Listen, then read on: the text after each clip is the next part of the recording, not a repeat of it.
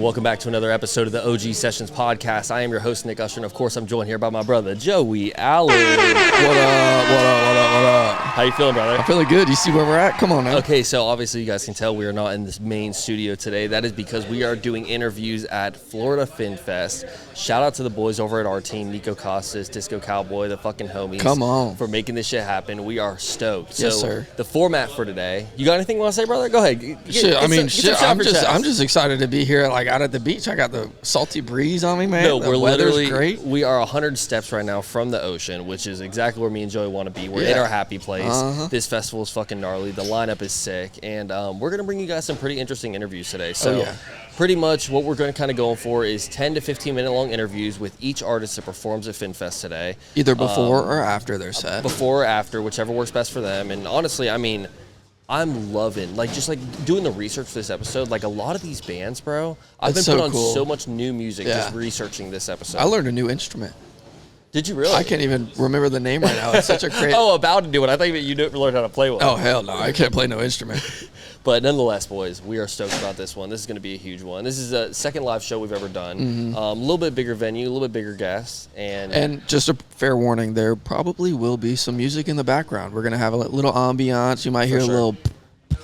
You know what I'm saying? But it's going to be good. Yeah, well, there's no one playing right now, but we're right next to the main stage, so there's probably going to be a lot of times. So this wall right behind me is that wall is literally that wall. There's a whole stage, drummer, like it's a speaker's bigger than you. Yeah, so you might hear a little something. Yeah, it's going to be a little loud at times, but y'all just keep riding with us, man. We are stoked about this episode, and it's going to be fun. Yeah, boys, let's get into it. Let's do it.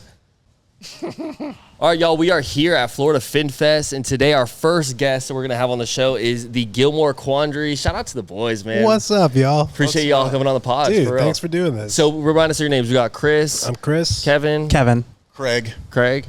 Kevin as well. Hell yeah, boys. Two Kevin, Kevins? I like the hair, bro. You got some good hair down there. He is the superior Kevin, it's for sure. He's the pretty Kevin. This is the good Kevin, but that's the pretty Kevin. So I've actually noticed y'all two have played with one of the fan favorite guests from this show, Madison Hughes. Oh yeah, and all three of us actually. Oh, no way. Craig as well. He's the drummer. Okay, Craig. Yeah. Well, you always got a lot of things in front of you, so we can't really see your the drummers get the short end of the stick, It's all bro. good. Or the better, you know. For sure. But hey, boys, how do y'all feel about being here today, man? Dude, so stoked, man. Love what everyone's doing for Jack's Beach and the festival scene out here, man. It's incredible. Yeah. For sure. Yeah, they throw together a really good festival, man. I mean, last year's was sick too, and then I think the same company also threw Natural Life Fest too. Yeah. Which they all kind of got the similar layout, bro, and it's definitely dope. Absolutely. So tell me about the name. How'd y'all get the name Gilmore Quandry? You're looking at me like I have something to do with this. We After a lot of deliberation, that's what we landed on. Deliberations That's the defensive option we've came up with. Yeah, deliberations are really polite word for arguing. We unfortunately wrote all the music first, and then we're like, oh, we should call it something, and we just kicked names around for 2 or 3 weeks. What were the names? What were some of the other ones? I mean, what's the one that you wanted? I think we had to dump them all from the brain. It was better for HR if they got gone. Okay. But me and Kevin, Far Kevin, were living at a house on Gilmore Street in Murray Hill. And so we're just like, I don't know, it's a quandary, the Gilmore Quandary. And it kind of stuck. Everyone was like, well, I hate that the least. And so we went with it. Okay. No, that's cool. It's kind of nice when it comes about like a natural, just like something random like that, you know? Absolutely. There's a little backstory, nothing crazy, just a little something. Yeah, just a little something. So, boys, like, describe your sound to me a little bit. Like, what kind of band are we? I mean, if we're really putting true genre to it, it's probably like a funk fusion kind of thing. Mm-hmm. But we're leaning a little bit everywhere. We've got one tune that's pretty heavy Latin.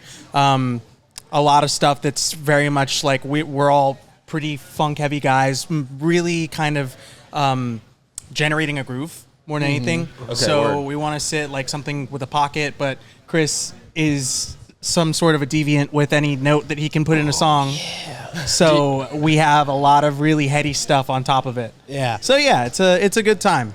Do you guys like covering songs? Yeah, we did. When we did our album release at Blue Jay, we did a whole set of Stevie Wonder to start the night, and then played the record right after that. Okay, so what's the one song that you guys, as a band, just absolutely love to play together? I was hoping he was going to say hate to play together. That's all of them, too, Craig. on the other side. What's the one that we love to play? Are you thinking Stevie stuff? I think Do I Do is kind of a banger. That we do That's this super mashup fun. of Do I Do and As two Stevie tunes. That's pretty hard to beat. It's a pretty fun tune. Heck yeah. We also did Contusion by Stevie Wonder, which I had never heard before. I'm embarrassed to say, but it's like an instrumental tune, and it was very difficult. Like, that was a tough one to get down as a band. So it was super fun, but that was one that we were kind of not nervous, but it was. So what's the one you hate? One that we hate. Yeah. One that we hate. I'm going to give this to Kevin because he seems like he has an Come answer. on, He's pretty got a Kevin. lot of Oh hatred. man, He's got a lot of anytime I have to impersonate Matt Muelling's pretty painful Yeah, that was experience. pretty rough. We had some guest guitar players on the album. Yeah. That rip, so trying to cover their parts is a little bit of a crazy. Yeah, that's I wouldn't nuts. say I hate it though. I'm up for the chat. Yeah. Have you guys had a song where you guys have tried to do it as a cover and it's just not going to happen? I don't know, man. We can Yeah, Contusion. that's the Yeah, closest we're one. answering that again. And funnily enough, I think that's that song is a very good ethos to the band. It's really heady stuff, but it's not fun to listen to. For sure. Yeah, we're fun to look at, not listen to. Well, some of us are fun to look at. Yeah, shut up. Do you guys listen to what you play? Yeah. Like listen back. Yeah, No, like driving down the road. Do you like same style? Same style, yes. Yeah. Like our actual record, not Right. so much. Funnily But, like, enough, I listen to the record sometimes. I'm like, man, dude, going back to Lawler's solos and stuff, you're like, wow. Yeah. It's crazy that some of these things just kind of came out as they did. that is true. Yeah, For sure. Yeah, but like similar stuff, like a lot of funk, jazz fusion. I listen to that. I was listening to Jimmy Herring on the way down here, just trying to get in the headspace Yeah. and get in the Hell yeah. mindset. So like stuff in that ballpark for sure. Heck yeah. Do you guys have any like specific inspirations of like other bands that you guys kind of emulate your style off of? I mean, any of the Jimmy Herring stuff I happen to love too. Snarky Puppy. I was gonna say- Lettuce. I listen to those guys a lot. Word. Yeah, Mark Rescue Unit. Lettieri, Yeah. some of the baritone funk stuff he did. I play baritone on half these songs, and that was definitely an influence for sure. Hell yeah. So you guys are obviously a local group, right? Yeah. Uh-huh. And so do you guys, where's your favorite spot to play in the city? I mean, Blue Jay for me. Blue Jay. Yeah, Blue Jay, hands Don't down. point. Could point that thing. Is the Blue that out Jay of in Jack's Beach? I just don't want to Yeah. alienate Okay, you over nice. there. Right down on 3rd Street.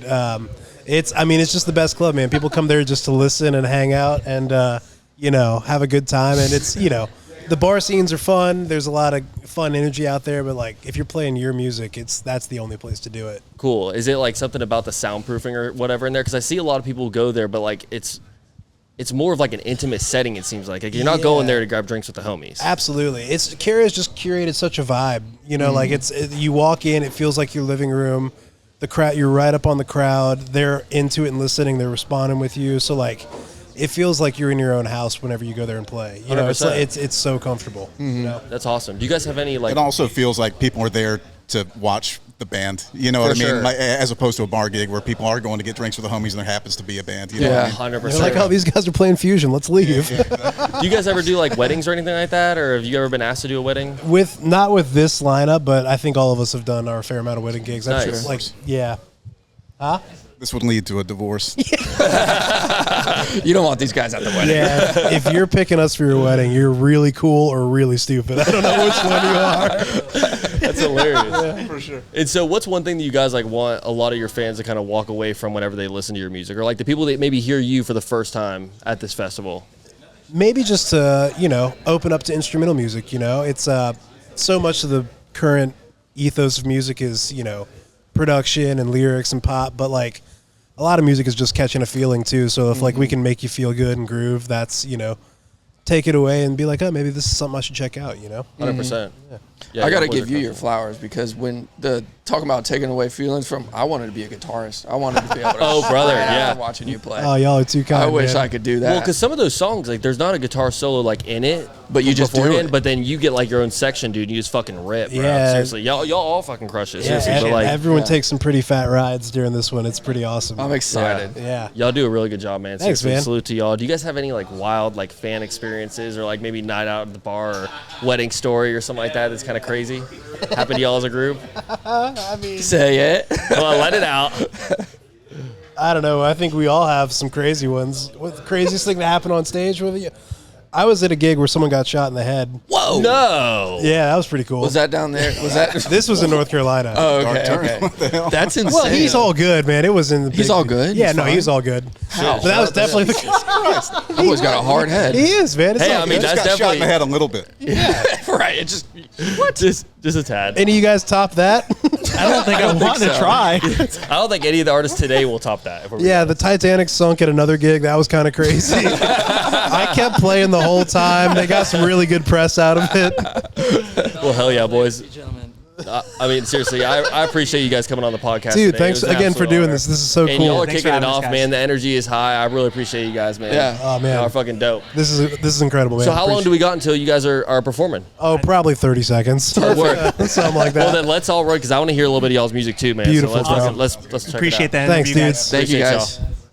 All right, OGs, we are back. Second interview of the FinFest going down right now. And, of Yes, course, we sir. got the one and only Fortune Child in the building. Shout out to the boys. Yeah, thanks for letting us be here, guys. Dude, You guys seriously, crushed pleasure. out there. It was fun. It was Yeah. loud. It was loud. fun. It was loud Yeah, here too. Yeah, I'm sure that stage shakes a lot for being concrete. So Yeah. it's cool though. We like it. 100%. So I got questions right off the rip, man. First, let's introduce the audience to y'all individually. Christian. Yep. Cool.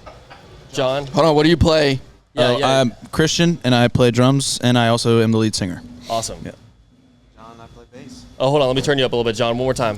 I'm John, and I play bass. There we it is. go. Yes, Hell sir. yeah. My name is Buddy. I play guitar. Hey, buddy, you were No, ripping he up there shreds too. guitar. Yeah. He doesn't play guitar, Yes. guys. He shreds. Dude, a couple I of really those, appreciate that. a couple of the solos you had, man, it was fucking incredible. Seriously, like you guys are crushing. And I got a couple questions for you, Christian, because we weren't expecting you to be the lead singer. Like we met you a little bit beforehand before y'all went on stage, and you said you played drums, and I was like, okay, that's cool. Like obviously, I don't know, I've never seen a drummer be the lead singer before. Yeah. Is it difficult to kind of balance the two while you're up there?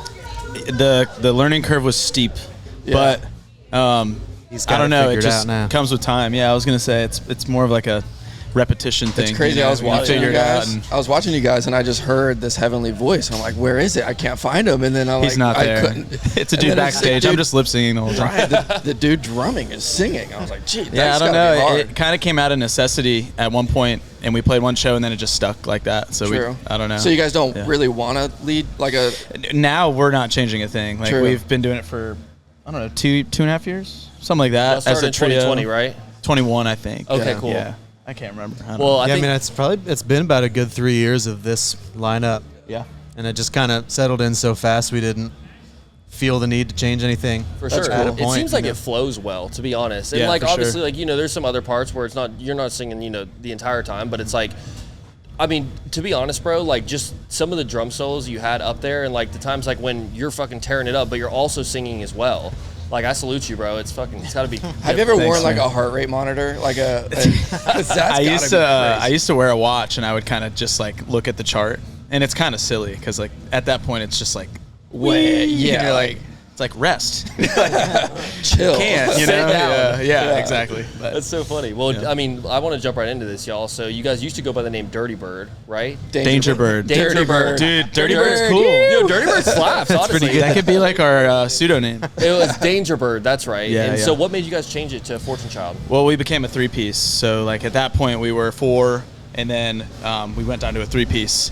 And then I think, well, actually, we changed the name before that, I believe, but it was very short. Yeah. It was a very quick period of time that we were just Fortune Child, four-piece and then three-piece. So, but we kind of just started, I don't know, I think we started writing kind of different music and wanted to kind of rebrand it and just 100%. decided that we wanted to kind of go by a different What do you name. think really changed when you guys did change your name? Like any elements of your sound that kind of changed?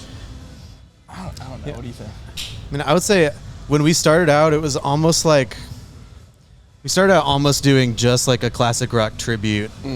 Kind of, I mean, not exactly that, but like it was very much just Led Zeppelin, Hendrix kind of vibe, which we all love. But then I think after like a year or so of songwriting, we started journeying into other things, and we kind of started feeling like, oh, this isn't what it started as, kind of. It started evolving, and we were like, I think this needs to be called something else, 'cause So it's the sound different. changed before the name did. I would say so. We're kind of in tandem. Yeah, that's cool. I love it. So you guys are local, right? Yeah, they both live in Jax. I'm from St. Augustine. So Okay, just down cool. the road. Where's y'all's favorite venue? That's a good There's question. so many good ones, and we asked the last artists that were on here, and they kind of surprised me at their answer. So I'm curious what you guys are going to say. I know what my favorite one is that we've played so far. The St. Augustine Amphitheater was my favorite venue. True. Yeah. Oh, dude, that's That one's hard to beat. Yeah. We did that with we opened for the Black Crows there. Pretty much. Yeah, it was very cool. Yeah, That is we did a sick. whole little run with them, and it was really cool. That's awesome. That was my favorite by far. Yep. Yeah. As far as not that one, I don't know. Yeah, I mean, we used to like 1904 a lot in Jacksonville. That's not there anymore. Sure. So I tip my hat to 1904. I Yeah. played there a lot over the years. What would you say your favorite song to play together as a band is? Favorite song? Favorite cover? After Today, Kashmir. Kashmir for sure. Yeah. After Today, yeah, that Really? was fun. Yeah, we've only done that one other time, literally like a week ago, just kind of messing around with each other. We were like, dude, we should do this at the show, and then we found out, literally sitting here an hour before the set, that it was like the 50th anniversary of Physical Graffiti, which is like the record that came off of. Yeah. We were like, oh, we're supposed to play this today. So then we were like, well, it's in the set for sure. yeah, Dude, that's sick. It was cool. So do you guys have any personal favorites from y'all's actual collection that you guys like playing? The new stuff. All the stuff coming off of our upcoming record has been really fun to play. Hell yeah. It just becomes more refined, like the structures and the songwriting just gets to a point. I think that's a pretty generic answer, but I love any of the new stuff that's coming it kind of changes over time too, because I feel like every couple months I have a different favorite of ours, as we'll come up with new things or we'll play something differently, and it kind of makes it fresh again. 100%. And it's kind of fun over time to see like which of our old songs stick around and which of them like go out of the rotation, you know. And Yeah. it's kind of fun. What would you guys say is like one of the hardest parts about having a band, man? Is it the marketing? Is it actually like coming up with new music? Like on y'all's end, what do you think is the biggest struggle? For us, like the easiest thing for us is the creative side. Like we get together and we write a lot of music. What does it look like? Do you guys like kind come of with the band, instruments? Yeah. What's up? Depends on the type of band. Oh yeah, Like, just the type of band. Just like right? depends on like different band. You know, I mean, like different bands have like different struggles or things they're focused on or not focused on. Yeah, sure. For us, writing and playing music is like water, especially with these guys. So yeah, it's just like all the other small like little life shit that goes on with it. Yeah. Are you guys like all I think really probably the biggest challenge for us is we're all so busy that it's hard for us to get together. Right, yeah. And like we sometimes don't get to spend as much time writing as we want to, and then when we get time, it's great. You know? Yeah. 100%. I think that for me the hardest thing would be the time, but then booking too is difficult these days. Yeah. It's very saturated, which is good. There's a lot of really, really great music happening, but we always joke that we're a baby band, we're like new or whatever, but we're like very confident in what we do, and we take it very seriously. But it's hard to convince venues and agents and things like that just you're like, who are you? So. Sure. We kind of pride ourselves in just getting on stage and just like putting it all out there, and then whatever happens. Let the music kind of talk for you. Yeah, exactly. And that's where all of our opportunities have come so far. It's been through like we've played a show and somebody has just like been there. Like that's how the Black Crows thing happened. There was a guy in the band that opened for us that knew them and was like, these guys have to hear you. And then that happened. It was very crazy, very like organic. Hell yeah. So it's kind of our MO. It's just kind of letting it ride, doing our thing. That's awesome, boys. Well, you guys are crushing it. What's next for Fortune Child? Record coming out in, I would say, October. Yeah. That's the goal. So, yeah, we got a whole new album coming out. Yeah. And we'll drop a little teaser single before that. Well, let's drop a few tags for the boys. Like, let everyone know where can they find you, where can they stream your music. Sure, yeah. Fortune Child Music across all platforms, Instagram, Facebook, yada, yada. All our music is everywhere. Spotify, iTunes, or not iTunes, Apple Music. Yeah, just dated myself. Amazon Music, YouTube, all that good stuff. So, yeah. For sure. You guys got Fortune some Child music videos? Got some music We got one from a minute ago. It's true, from but, the OG days. Yeah, little insight. There'll be a new thing coming soon. So. Love it. We do not have a music video. Don't go look for it, please. It's out there, boys. Well, seriously, I appreciate you guys coming down and sitting down with man. us. And I also appreciate y'all fucking throwing down on stage, man. You Heck guys yeah, are that was crushing it. sick. Thanks for having us, man. Dude, Seriously. nothing but the Appreciate best it. for y'all boys, man. And maybe we need to get them in the studio and have a full length conversation. Or a sound check session? Whoa. So we actually do this thing at our studio where we shut down the entire place and let bands and artists come and perform their song and post it across It's our basically platform. a music video. Yeah, it's pretty much a music video. So We would love to, man. We would love let's do to. it, boys. I think it'd be really sick. Yeah. All right, but fellas, well, I appreciate y'all coming through, man. Right on. Thanks. Guys. All right, ladies and gentlemen, we are back. Third interview of the day from Florida Fin Fest, and we are having a good one so far, man. I am stoked on this. But nonetheless, let's get into the artist for today. We got Harber Wynn with us today, and would you guys go ahead and introduce yourselves to the crowd? Yes, we're going to introduce ourselves now. Okay. I am Hannah Harber Wynn. My name's Thomas Wynn. Awesome. It's a pleasure to meet you guys, seriously. You too. And so you just played on the Blue Jay stage? Blue Jay stage. We will be there shortly, yes. Okay, cool. Yes. And that's at 8 o'clock. 8 o'clock. Awesome. Well, how are you guys feeling today? It's a pleasure to have you on the show. Thanks. We're glad to be here. We feel great. This is our first Fin Fest. Definitely not our first time gracing a Blue Jay stage, so we're very excited about that. Where y'all from? We currently live in High Springs, Florida. Okay, where's that? So we're about 90 minutes from here inland, just north of Gainesville. Okay, awesome. But he grew up in Orlando. I grew up there in High Springs, Gainesville area. So we're native Floridians. So cool. So how do we come up with the name Harber Wynn? So Harber is my last name, my maiden name. Wynn is his last name. And they asked about how we came up with Harber Wynn. Sorry, y'all. It might be a little hard to hear us. The main stage is right behind us. So.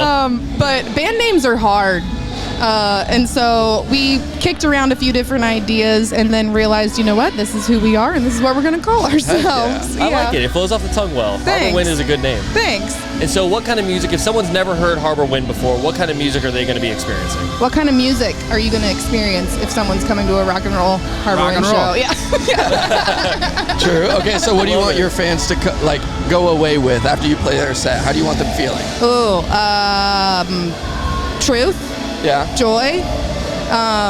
We both are going to be lifers at music no matter what. And so I think as long as people feel like they could be there and fully be themselves, right, whatever that means, you know, don't be a jerk, but come as yourself and we're going to show up as ourselves and hopefully have a cool interaction in, 90 minutes or so. Is music what brought you guys together? Yeah. How do we meet? Tell the story. I really enjoy this podcast because he can't hear anything. He has no idea what we're talking about.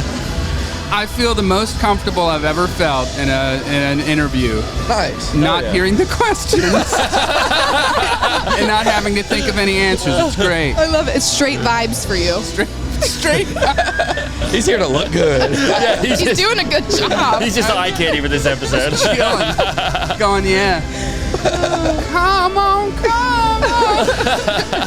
Do you want to tell him how we met? What? How did we meet? How did we meet?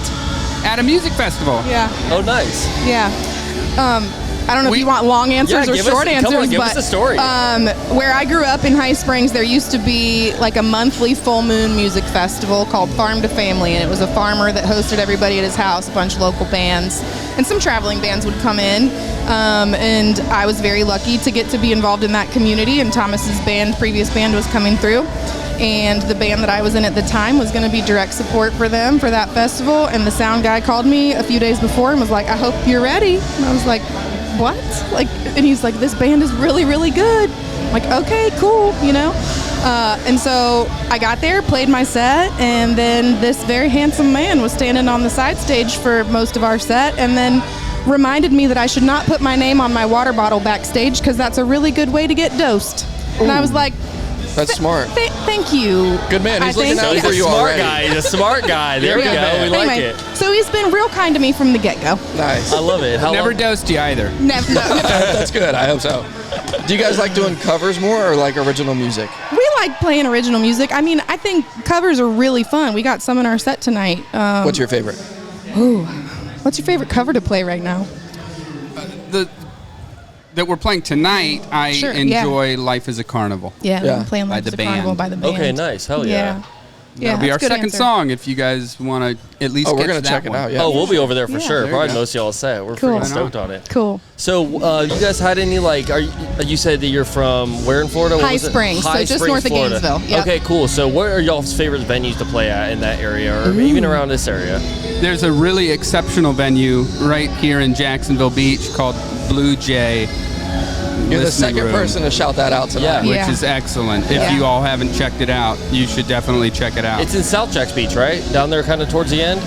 I don't know anything about Jacksonville Beach, but that way. Yep, that way. Jacksonville's Sounds enormous. right. Yeah, Cool, but somewhere in Jacks Beach, Jacksonville. yeah. Jacks Beach. Yeah, well, that's awesome. I would put Blue Jay's intent and spirit and vibe of the room up against any other room in the world, really. I mean, it's just really run by a human who loves and trusts artists. And so when you feel that type of love when you walk into a room and you're treated in the way that you're treated in that room, and just the whole environment is curated so beautifully. So for the patron, the listener, I think it's an incredible spot to have here in your town. Yeah. What are some of the, like, maybe not struggles, but like difficulties when it's, you know, two-person band and you guys are married? You guys are married. Is there any, like, anything that kind of gets in the way sometimes from you guys just creating good music? Yeah, I think Me. nailed it. Okay, next question. Exclamation. No, I'm just kidding. No, the thing I think that for us is that because we met each other already sure of our, you know, as sure as you can be of your creative self, we've tried to respect that in each other as much as we can first. And so there are times where we might realize relationally, right now it's going to be hard to get on stage and sing a love song at each other, but it doesn't mean that whatever's going on between us gets in the way of that creative force in our lives. 100%. So, yeah, I could not imagine, honestly. If you guys were to add a third member, dead or alive, anybody, who would it be? Dead or alive, any band member we could add to our own band. I mean, the first person that came to mind was Garth Hudson, who was the utility player for the band. He played organ, saxophone. Oh, hell yeah. Mandolin. Heck yeah. I love a good saxophone. He was remarkable, you know. Jeff Beck. That's a good answer. Yeah, that's awesome. For sheer songwriting, John Prine. If we could just have him write the songs with us, I think that'd be really fun. Yeah. Do you guys have any like musical influences or like anyone that's kind of like, you know, steered your journey a little bit? Yeah. Blues influences? Any music influences. Oh, okay. Go ahead. So as a Florida kid, I think Tom Petty through and through, regardless of whether you recognize it as a young person growing up here, that music is seeped into you. I really, really love great songwriters. Patty Griffin is like my end-all be-all songwriting hero. I think great duos that I think of, and especially getting to really, you know, sink into their music too, is somebody like Tedeschi Trucks Band, where, you know, it's two married people who had a significant career on their own and then came together and said, hey, we're going to do this, you know, cool. We're all in with it, with each other. But yeah, I think Tom Petty is my, you know. Yeah, that's a good one. Oh, man. Yeah, and for you, I would say Patty Griffin. Yeah. As well. Yeah. I did say that. Did you? Yeah. Do you guys like I'm Ozzy glad Osbourne? I know you. Oh, man, yeah. Rest in peace. Rest in peace, Ozzy. Yeah. Yeah. Do you guys ever get any phenomenal songwriter too? Oh, for sure. Yeah. Do you guys ever get any nerves when you're going on stage? I'm sure it helps, like being with the person you love. Nerves? Yeah, you get nervous? Yeah, you know, my father used to say, and my father was a great drummer, still alive, but he doesn't play anymore. He would say, if you're not nervous, it doesn't mean anything. Yeah. You know? And yeah, every show, there's like, oh, here we go. And then you're in it. And do you do anything to calm the nerves? Do I do anything to calm my nerves? Yeah, do you have any Not routine? anymore. Yeah. Going like this? No. I mean, you know, we have 2 young kids, so we don't really get all that rowdy. Yeah, but sure. We'll have a drink, or not. Take some deep breaths, or not. We make a set list now that we're older. Making a set list that helps you not be so nervous. So before, would you guys just look at each other and be like, all right, this is what's next? Yeah. Also, I don't know if this ever happens to you in these moments, but like there's this thing that'll happen where we'll be like, what do you want to play? I don't know. What do you want to play? Do we know any songs? I don't think we know any songs. Well, you know, and you'd be like, what do you want to ask? I don't know. What do you know, there's some intros. Blank. Me and him will sit down and we'll just stare at each other. We're like, what are we doing? Why are we here? Like, what's a podcast? Yeah. I don't. Because we're like, there's times where we start an intro and we're supposed to be talking about like updates with the pod or things we've been doing throughout the week or something cool to happen. But sometimes you just have a boring week, and so we get like 2 minutes, nothing to talk 2 about. minutes into the intro, and we're like, all right, I guess it's time to start the episode because we're just that fucking boring right now. Exactly. Yeah.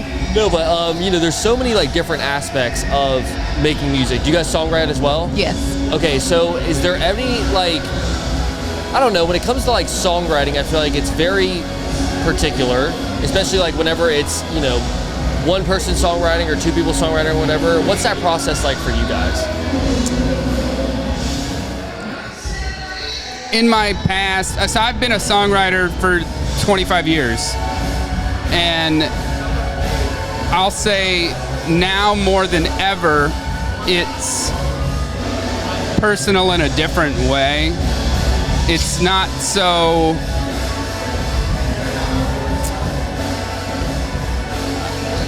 There's no agenda, you know? For sure. It's like just... this is what I'm feeling, and however you can interpret it is how you can interpret it. Yeah. I used to be much more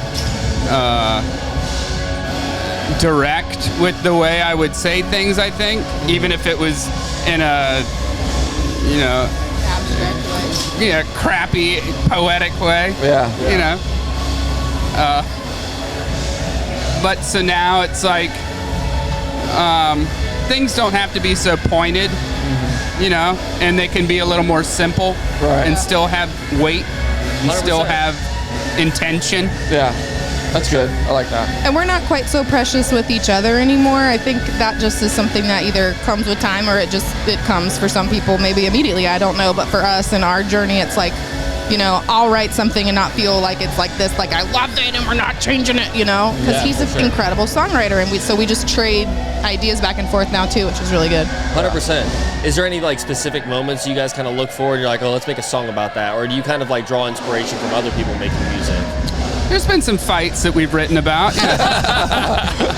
Does it ever like bring up old things when you're on stage performing it? You're like, that did kind of piss me off. Like, we're in the middle of a fight. She pulls out her notebook. It's like, wait a minute. Are you capitalizing on me right now? Wait a minute. Well, that's awesome. You guys have great energy, and I can't wait to listen to you guys in a couple hours. Thank you. Thank you for having us. Hey, I have a question for y'all. What podcast do y'all listen to? Yeah. Oh, man. You want my honest answer? Yeah, who do you love? I don't. He doesn't listen. Okay, listen. I really don't even listen to ours. I love it because I'm sitting here. I'm living it. I've done it. Yeah. I don't want to listen to a podcast. I just love being in it. Yeah. Joey wasn't a podcast guy. This is my dream. Okay. And then I was like 50 episodes in, and I was like, Joey, you're my best friend. There's no way I could have a co-host that isn't my best friend. I still said no. Like, he still said no. I said, you're going to come and you're going to do one. And is if this you your don't first? like it, no. He's done 100 episodes now. Oh, wow. Good for y'all. And so it's like whenever he first got into it, he still after a couple episodes was like, I don't love it, but I'll power through it for a little bit. And now he's addicted. Now he's more obsessed with I get to have a new conversation with everybody every week that I would never have had. You do a weekly podcast. Yes, sir. See, unfortunately, same as y'all, you hadn't heard of us prior to this. Yeah. I don't know y'all. For sure. And this is great. It's amazing. You know? The best thing about it's the networking aspect. It's like the amount of like different people that we can kind of like put. I'm just trying to tell you just to shut the fuck up. That was like my nice way of shut the fuck up. But my turn. It's cool. Like you kind of build this network of different people, and we don't only interview artists. So it's like we've athletes, entrepreneurs, different kinds of people, and so. It's just nice, like just at this event alone, we've ran into so many people that have either seen the pod or we've had guests that, you know, they're friends of their guests or whatever. So it's just interesting. I love just like the networking aspect, honestly. Yeah. I love that. Yeah. Humans are great. It's fun to have conversations. Yeah. But for me, I mean, favorite podcast, I mean, obviously I respected Joe Rogan for so long. He's like the GOAT with everything. So you got to give him his flowers. And then, you know, I like just laid back podcasts where they don't really have a specific topic. They just two best friends chopping it up. Yeah. And Theo Vaughn, I guess. I watch his clips, but I don't specifically watch his podcast. Well, that's what's so interesting about social media now is that like you can get a 45-second soundbite of a podcast on, you know, scrolling your Instagram or TikTok, and it's like, oh, dang, I never would have heard or listened to that, but here it is. You know? The majority of our audience, or a majority of people that have ever heard of our podcast, know us from one clip that went stupid viral. That's amazing. And it got like 4.3 million views. And the guy that said the clip was in here working somewhere, and so sometimes people come up to us and they're like, "Oh, we saw the Disco Cowboy clip," and it's like they don't actually watch any of the podcasts, but they've seen the clip. So that's kind of the power of social media. It's awesome. Yeah. Do you guys feel like, or I guess, what's the most difficult part of marketing your music? Oh, that's a good question. I think honestly, got any tips? Never had any success with it. I think the most difficult part for me personally is trying to toe the line between like what to me feels like a real outpouring that I want to have and what feels like too intimate as like a glimpse into my life that I'm not, what's the line between what's real and I want to be vulnerable and I want to like be here all the time on your screen, and also I don't need to be here. Finding that balance, I think, is the hardest part for me. It's good to be picky about certain things you post on social media, but also me and Joey have gone a lot better with like being more vulnerable. Yeah. And so like we did a walkthrough last night to kind of like map everything out for this event and see where we're going to put everything. And just did like a little behind the scenes vlog or whatever and posted some clips last night and people loved it. Yeah. And it's cool. We're trying to do that more and kind of show a little bit of like us not in this performative state where you're kind of putting on like a show for the people. If they feel like they know you, it's more personal. So for sure. And I want to be known, to a certain extent. And so I think we talk about it a lot because we do have kids, and so it's like I'm not trying to blast my children as my life, but also like how much am I willing to share? How much are we willing to share? And the truth is like a lot. It's just a matter of getting in the habit of like doing it. Well, I think you guys are great. Well, thank you. And you're hilarious. He is funny. What's that? All right, y'all. Seriously, we really appreciate you guys coming on the show. But let's let the audience know where they can find you, where they can stream your music. Yes. So. Okay, we are Harber Wynn on all the things at Harber, HARBERWY, like yellow, NN. How I do it to all the people over the phone. Perfect. And we actually are recording our first album together right this minute. So we're going up to Tennessee to finish it in October, and then hopefully it'll be everywhere you want to find songs early next year. Awesome. Nice. Well, thank you so much, you guys, for coming on the podcast. This is an honor, seriously. Yeah. Thank you. Appreciate y'all. Until next time. Thank y'all. What up, OGs? We are back at Florida Fin Fest, and we are excited for this interview right now. It's our fourth interview of the day, I believe, right, Joey? Yeah. All right, I'm stoked to get in this one, y'all. Today we have the band Be Easy. What's up, man? Correct? Hell yeah. Well, some of them. Yeah, well, just a few of the band. Well, like I said earlier, the OGs, we started this thing together. Okay. No way, and it's Aaron and Darren, right? Yes, sir. Make it easy on you. Hell yeah. So go ahead and break it down, man. How'd the band get started? Man, I moved here from Illinois, 15, 16 years ago. Yeah, about that time. I came here with like a trio. We saw this guy playing at a bar. We're like, yo, we're trying to start a band. Yeah. And then this guy was touring and playing with everybody. And Raina Kendo, freaking Charlie Wilson, all these guys. And we were like, oh, this guy knows motherfuckers. You know what I mean? Yeah, for sure. He's like, let me see if he's going to be cool and want to play in a band with us, like who know jack shit about anything about a band, I just knew how to sing a little bit, but for sure. Yeah, he came through. A little bit's crazy. Hey, back then. Well, I'm telling you, man, these guys are incredible, man. Like I give all credit to them for getting me to where I am now. So I applaud you guys because it was so many people on stage and there's so many sounds going at one time, but it's all in sync. It sounds so crisp. That's a great compliment. Thank when you you so look much. at all of y'all, it's like, how many people are there? Technically, our band is 6 people. Yeah. Technically, but we had some guests on this show, particularly for the Woodstock tribute. Right. Sure. We brought some of our friends in that we love and respect around the area that do that genre really well. Yeah. So we tried to just implement that in. So we had some female vocalists come up and sing some stuff and with Aaron and things, so that we could just have a little bit different thing for this show, since people can see us frequently around Jacksonville. Sure. Man, it adds so much too. You know what I mean? Like, and it helps me a shit ton. Yeah. These guys, and then having them a part of it. We have 6 guys. That's a core group. Yeah. I gotta say, so far, honestly, is the most entertaining one. We to also, watch. we throw in a trumpet player here and there for a horn section, or we can customize it to fit the situation, down the road. But the core guys, are pretty much for all the corporate stuff in the weddings. Like we kind of, whatever is needed and what they ask. We try to do our best to provide that for them. Whether it's like a whole horn section. He's leading the way, so in that area. So he knows a lot of the musicians. that we can bring in that help us and man, it's a sweet sound with a big band, but we got to bring it down and get the core group ready too. So 100%. You adding guys those do great guys like crowd that. work, man. The crowd work is insane. yeah. Just how I mean, you guys already energy. It was like y'all were one of the later bands that played today, so it was like there was already a nice little crowd there, but you guys just got everybody fired up, man, and you could tell they're very they're feeling the music, Yeah. Man, if I see somebody just standing there and looking at me, I'm gonna stare at them until they start dancing. I'm gonna make it awkward for them. That's 100%. Make them We vibe. just try to have as much fun as possible, man, because the whole way to bring that fun to you guys is to see it and feel it and hear it. You know? So if we don't look like we're having fun, y'all can't have fun either. You know what I mean? True. So 100%. It just pushes that energy even more from the sound to to the feeling to the actual visual.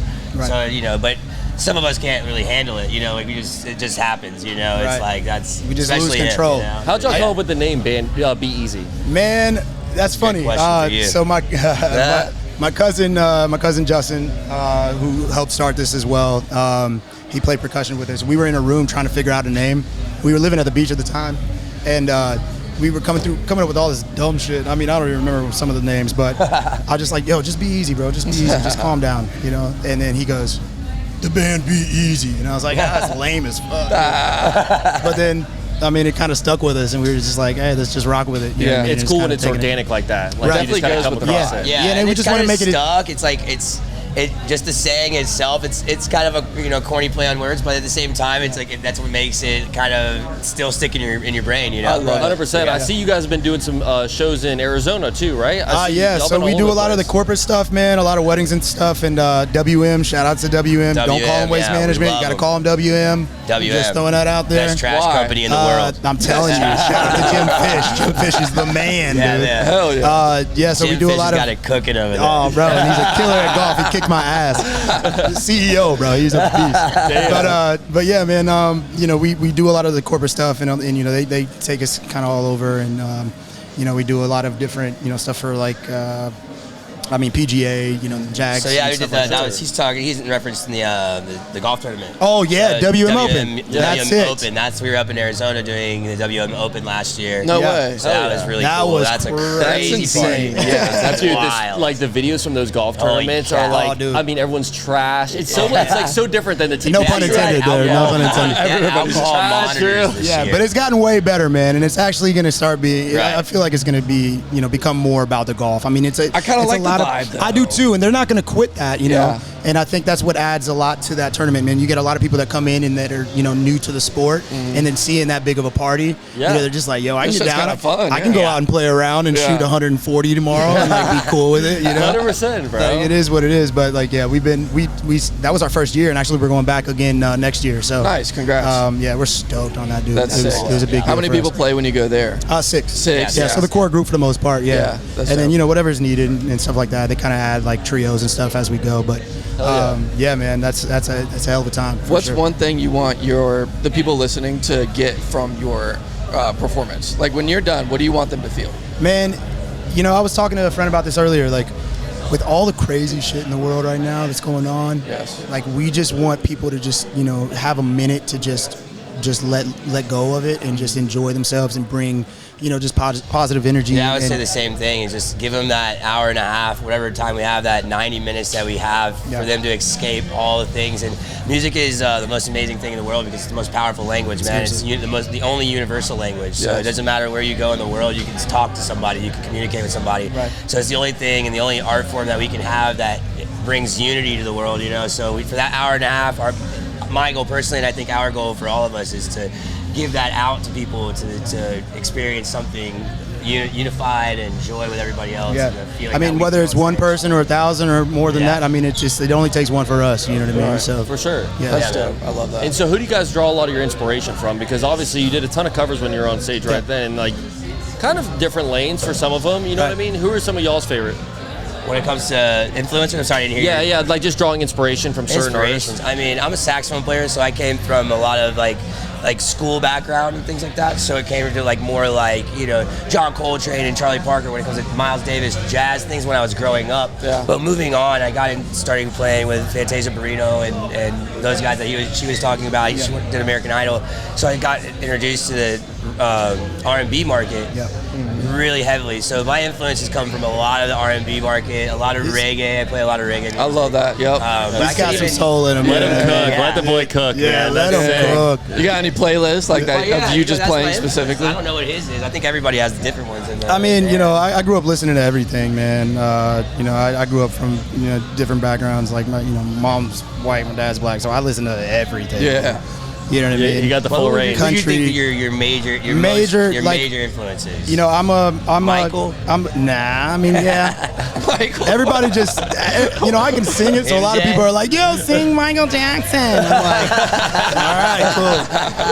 But I was a big like Marvin Gaye fan, man. I loved his tone. I loved his energy, and there's a bunch of new bands out. I'm a huge Dave Matthews fan as well. So like, I love to get out there. That was your main influence. Yeah, Dave. When I started realizing what it takes to be in a band and like be a part of a band and like seeing that was the first show I ever went to. I went to a Dave Caravan in Chicago years back, and that was the first time I'd ever been to like a festival, right? Cool, and I was just like, I was like 15, 16, and it was just like the most memorable experience, dude. I was just like, I want a band like that. Like that guy is the shit. His message, just who he is as a person, and it just like really inspired me to, want to, do the same and have a band, with that camaraderie and like these are my boys. This is my best friend right here. You know what I mean? And it just so happens that we play in a band together too. So it's like cool. you don't run into that many bands that like are cool and friends like that. I mean, I guess I don't know, but from my experience, like from what I've heard, you know what I mean? Like, not a lot of bands like are hanging out and shit after. Like we go golf and shit all the damn time. So it's just like those kind of things mean a lot to me. And we also love so much music, man. So so many different genres of music. That was like, it was almost like a blessing and a curse at the beginning of the band, because it's like we didn't know how to like focus our energy on one genre. That was almost like a blessing and a curse, because we still want to have all of those, varieties inside of our music. So how to pick one is so hard. For sure. And I'm just, I get a little. They calm me down a little bit with that. Like ADHD goes wild, bro. I'm just like, let's do this. Let's do this. You know what I'm saying? Oh, he's me of the group. Oh, yeah, it's so funny. Like we're very, like for me and him, like obviously we're best friends too, and so it makes the process a lot easier. Right. But we're on two totally different like speeds with it. You know what I mean? He just supports all my ideas, and I'm the one that shoots out like. Yeah. I'm like, hey, let's go. Bro, just spewing shit out of the mouth, man. He's just like, all right, Aaron, calm the fuck down, bro. And I'm just like, all right, you're good. Yeah. I got you. We call him the anchor, and I'm the motor. Yeah, so that's real. I'm a good anchor though. Like you gotta hold him. It's like grounding, I mean, if you guys want to do a podcast on top of Mount Everest, we're gonna have to talk about it. It's not gonna be okay. 100%, boys. Well, no, seriously, you guys are crushing, man. And like just seeing y'all's performance live, like you guys are fucking. Shout out to the energy, man. Thank you so much. That means a lot, man. Yeah, hell yeah, definitely. And thanks for having us on as well. Dude, the pleasure is ours. Seriously, let's go ahead and plug the people in, man. Where can they follow the band Be Easy, or stream your music? Bandbeeasy.com. We have some new music that's in the works as well. So like, you stay tuned on that. Instagram, all the social media stuff. The band Be Easy is just all that, and then yeah, man. I mean, like we're rocking. It's the band Be Easy. Yeah, the band. Gotcha. Be Easy. Okay. So why not just do Be Easy? I'm just curious. I think it was already trademarked or some shit. No, I'm just it's like it puts the actual object of what it is on the name. That's the band. Be Easy is such a slogan, like exactly. it's such a thing, like it's a saying. Yeah. That's like, what is Be Easy? Should we be the podcast OG Sessions? No. The podcast OG. Yeah, I just got to keep it the same, dude. Yeah, just OG Sessions. OG Sessions. That's it right there. Y'all got you one. Yeah. And so, and then stream your music on all platforms. You guys are available all platforms, iTunes, Spotify, all that. Yeah. Hell yeah. So what's? It's actually Apple Music, my friend. Oh shit. That's crazy. You're the second person. You're the second person that's done that. So really? insane. Yeah. Damn. Just edit that part out then. But boys, what's new for the band Be Easy, man? You guys got anything going on? New music, tour, anything? Man, I'm gonna tell them. So I'm working on an album right now for my first solo album, and I mean, this guy's a part of it, and like I've been writing for the last however many fucking years, and I'm really stoked on that and how it's coming together. Be Easy's, we keep the energy, we bring the fun for the parties and stuff like that. But I'm very excited about the original stuff that we got in the works too, man. So yeah, I'm stoked on. Well, shout out to y'all boys, man. You guys are crushing. Also, we got my boy Joey over here. He's getting married in a few months. Yes, sir. Congrats. I don't know if he's got a band yet. Hey, man, you know what I'm saying? Do you have a band? We're yet? not your normal wedding band, bro. We do. We bring that. Who are they? No, I'm just You don't kidding. have to tell us. We'll talk to you after. We'll talk to you after. But yeah, Joey's fiance. Hit him up. Let us know. No, boys, seriously, pleasure having y'all on the show today, man. appreciate Y'all it. keep Thanks so crushing much, it. man. man. Really Appreciate appreciate having us, man. Y'all take it easy. Welcome back, ladies and gentlemen, to the OG Sessions podcast. This is our fifth band that we've interviewed tonight. That's why I keep you around, brother. Thank you very much. That's all I'm going to say. And ladies and gentlemen, we are stoked about this one because we were able to catch their set before they came on the pod today. And I think we got the finale because they were going crazy. They throw down. Ladies and gentlemen, give it up for Swamptooth. We got him here. How you guys doing? Fantastic. Thanks for having us, man. It's a pleasure. So let's go ahead and introduce y'all individually. I'm Corey Chambers doing the mandolin with Swamptooth. Awesome. Jimmy Walling, banjo player for Swamptooth. Perfect. I'm Jay Rudd. I play the guitar. Katie Rudd, bass player. Nice. Awesome. And you guys together, I mean, it is incredible watching you guys perform. You guys, seriously, you guys throw down. So let's go ahead and describe the music for the listeners that have never heard of Swamptooth before.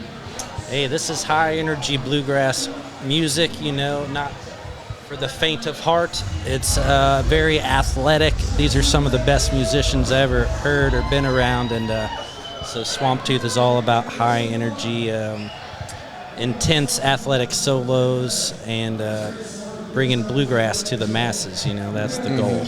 I love it. And so how did you guys come together? How did this band get started? Well, I moved to Savannah about 15 years ago. I probably met Jimmy Walling about 3 years into living in Savannah. I met him on the rooftop of the Savannah Theater. We were picking some bluegrass up there. But it's a small town. There's not a ton of mountain music people down there in the coast, so you kind of run across each other. So I met Jimmy through some mutual friends and musicians.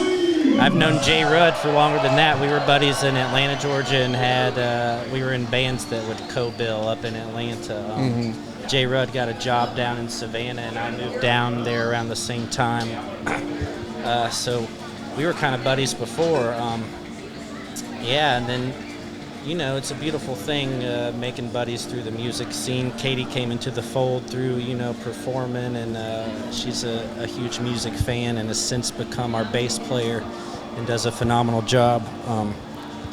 But yeah, just being a part of the community in Savannah, it's sort of how. So it was organic. You guys all just kind of made it happen, just met each other one by one, and here we are. Swamptooth is born. Absolutely, and bluegrass is kind of a cult.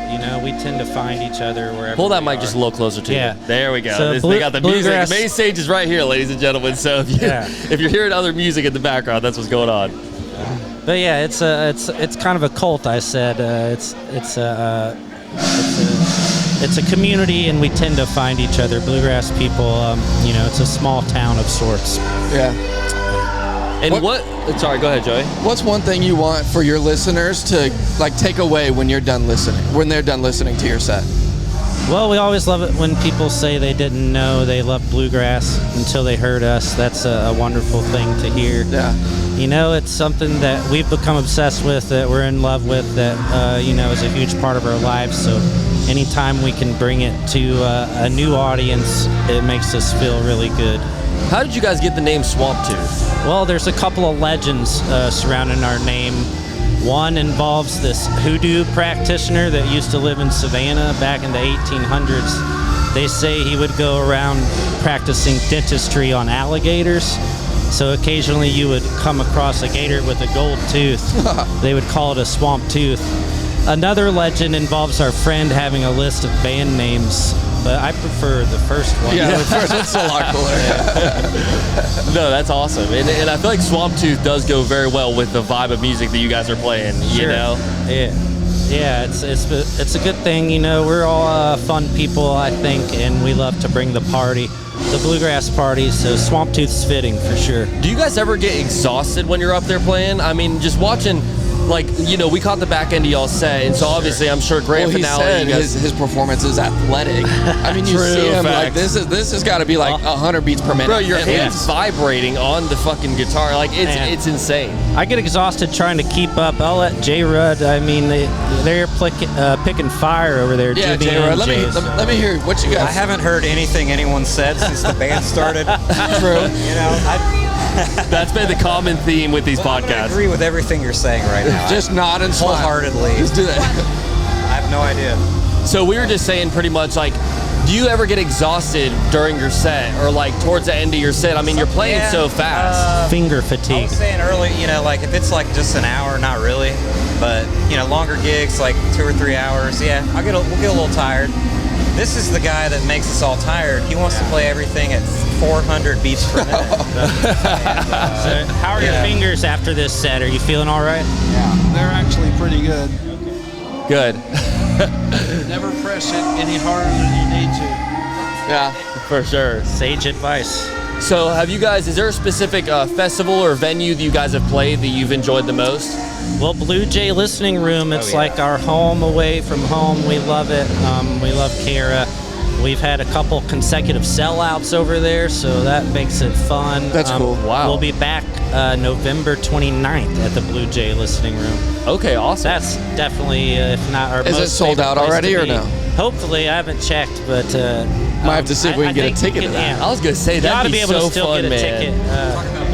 Yeah, that's November 29th. I don't even think it's on sale yet. Yeah. Oh, okay. So it's probably not sold out. But it Well, no, will that'd be soon. awesome. It's funny, Blue Jay is a very common shout out so far today. A lot of the artists that have came on have said that they love the Blue Jay Listening Room and it's a very intimate Kara's space. the best. Yeah, that's awesome. You go to the one in Jack's Beach? Yeah. Yeah, nice. Yeah. Okay.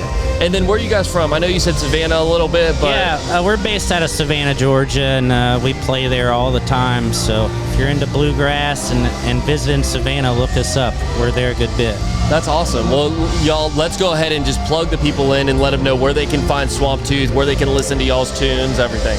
All right, Swamptooth from Savannah, Georgia. We got a new album coming out really soon, and we're going to be releasing singles leading up to that. We'll be at the Charleston Poorhouse Deck Stage October 3rd. That's a beautiful venue. We love playing at the Charleston Poorhouse. So all the hippies and party people come hang with us October 3rd, Charleston Poorhouse. That's awesome. Nice. Heck yeah. Sweet. Well, thank you very much, you guys, for coming on. This has seriously been an honor. And, you know, I'm just going to say this. Y'all were one of the most unique of lineups, or, you know, most unique bands that we saw out here today. And I wasn't a huge bluegrass fan before watching y'all.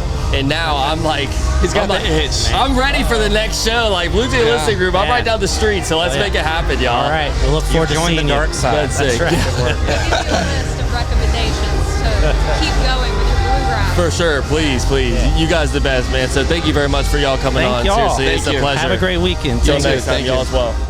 What up, OGs? We are back, day 2 at Florida Fin Fest, and of course, I'm here with my brother Joey Allen. What up?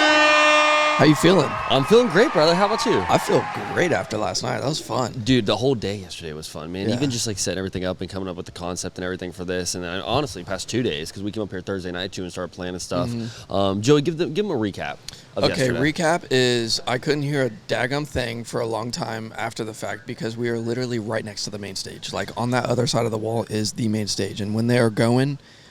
Like, them speakers are insane. So there was a couple of guests yesterday where we were interviewing them during the main set's performance, or the main, like, headliner's performance. And you could hear.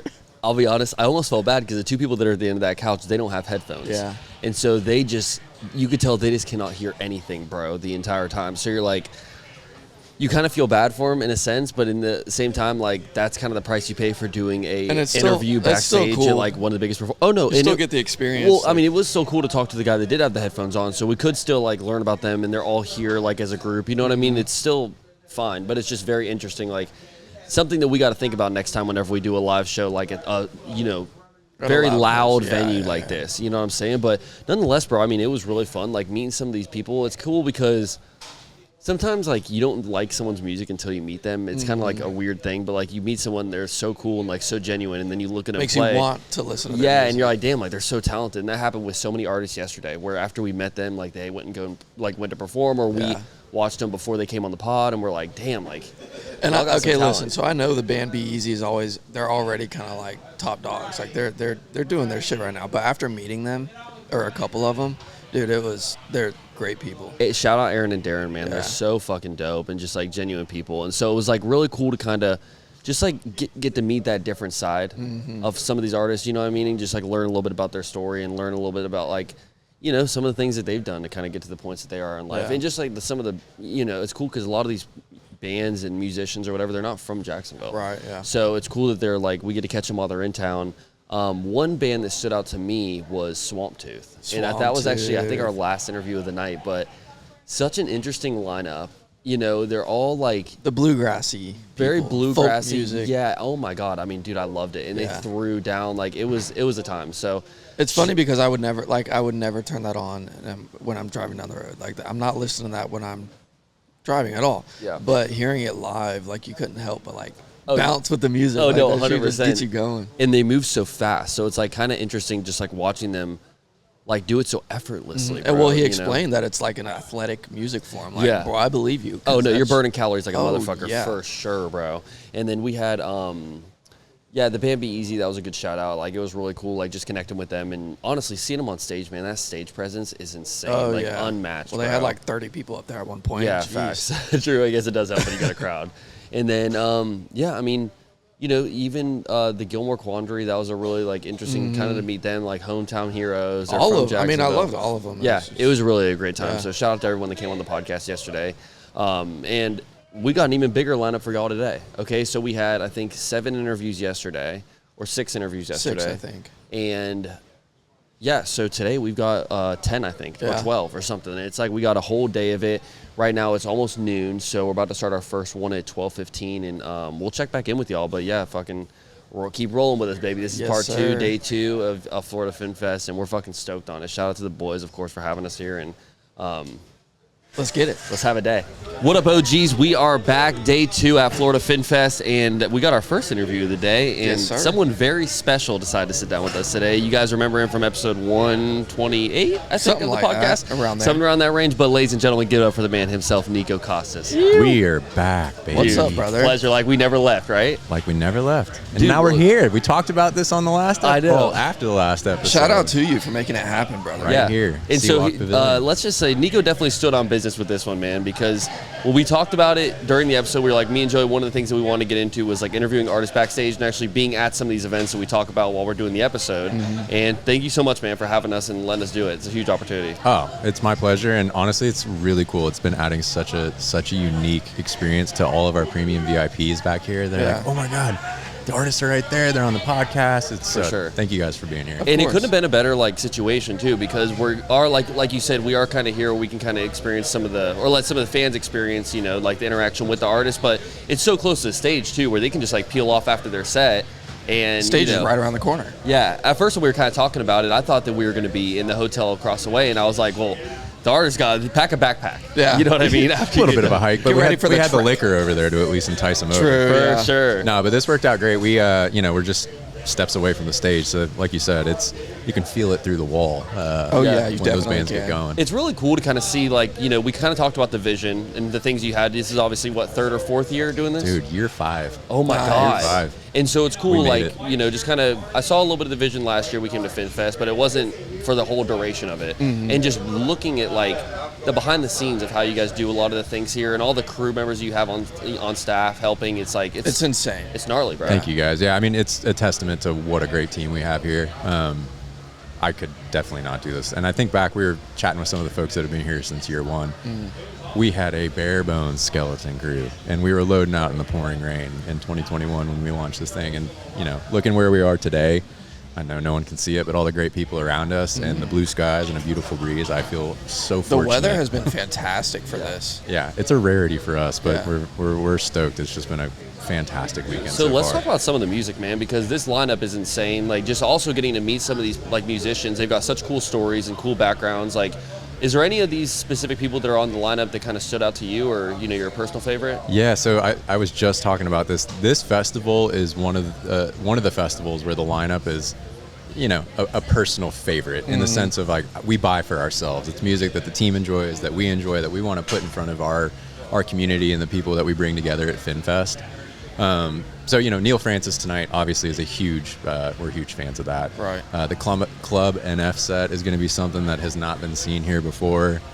Mo Lauda and the Humble, my God, is an incredible rock show. Super stoked for that tonight. And then obviously the main squeeze last night. Oh yeah, unreal. They threw down, man. Oh, and Fortune Child, Christian in the band, man. Yeah.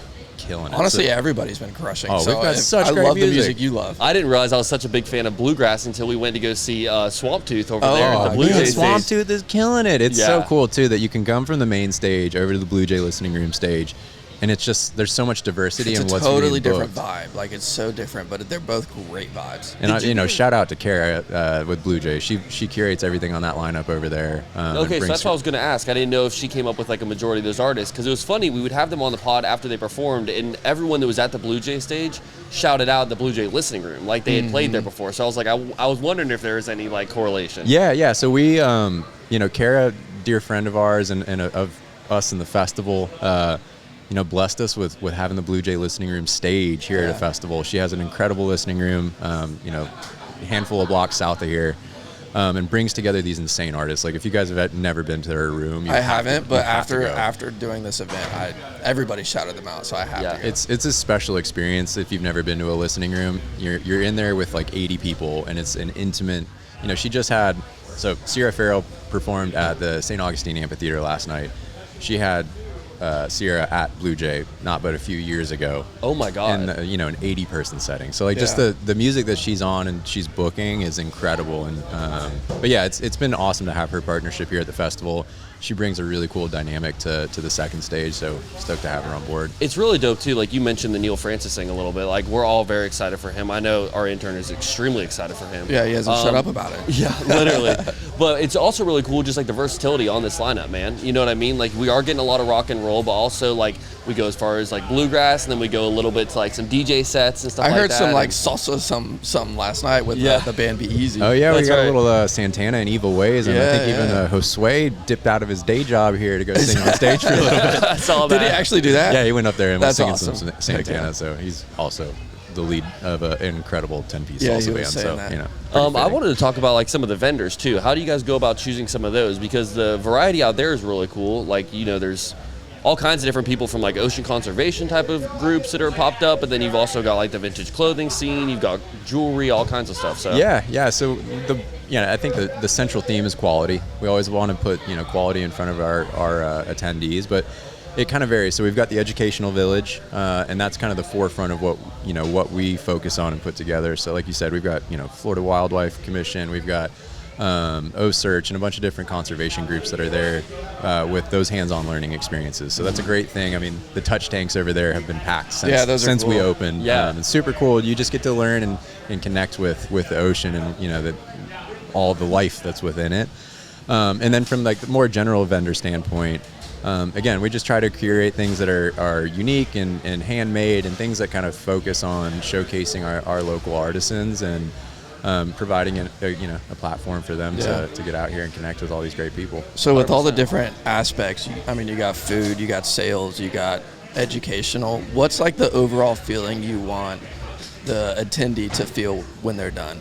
I mean, ultimately joy, joy and feeling inspired. I think I said it on the last one. It's like we hope to have everybody leave here with one more way to live more sustainably. Yeah. And if we can accomplish that with the amount of people we bring together each year, we can have such a lasting impact on this community and for the travelers that come in, and hopefully take that message back to their their hometown. This is a festival that was inspired by your grandparents or parents? Yeah, our grandparents. My brother unfortunately couldn't make it this year, but him and I started the festival together, kind of in the vein of our grandparents who were urban arborists and planted, I think, over 500,000 trees in their lifetime. Nice. That's awesome. Trying to beautify different parts of the United States. Yeah, well, you're really throwing something cool together over here, man. And honestly, I love the food selection. Oh yeah, food's great. I just want to give that a quick. Yeah, dude, some of the food that you guys are serving out here is awesome, and just the variety of that as well. It's like me and Joey went over there. We thought we were just going to be doing hot dogs and burgers, and we started. We still got burgers, but like they were good burgers. Yeah, they were Smash burgers. Oh yeah, Hendrix Burger. Yeah, there's. The local has been a great partner of ours since day one here. They started doing all of our VIP catering years ago, and we've now been fortunate enough to have them take over the food operation. So it's made our service and just the quality top notch. So they're able to deliver on Asian cuisines, on the Mediterranean cuisines, Caribbean, and the variety that you hope to get from the festival. I'm sure there's so many trials and tribulations that you go through with throwing these festivals, and like little ins and outs that you don't really think about until you're in the moment and it happens. What were some of the struggles this year, man, with getting anything set up? Did anything kind of happen? Yeah, it's a constant learning process. Even just an hour ago, just going out to the front gate, we've got working with our JFRD and the police departments just on safety standpoint, obviously a big thing in today's world, and just thinking about how we can better position hard stoppages and gates so that pedestrian traffic is not getting pinched into a certain point. So again, it's like we're always learning new things every day, making adjustments and tweaks as we go through the festivals every year. So yeah, there's never a dull moment. There's always a fire. We're firefighters in our own right. For sure. Putting out fires all day. Yeah, we seen Disco Cowboy walking by here earlier. With a hose. First thing Joey said is, "You look like a firefighter." He said, "I'm putting out fires."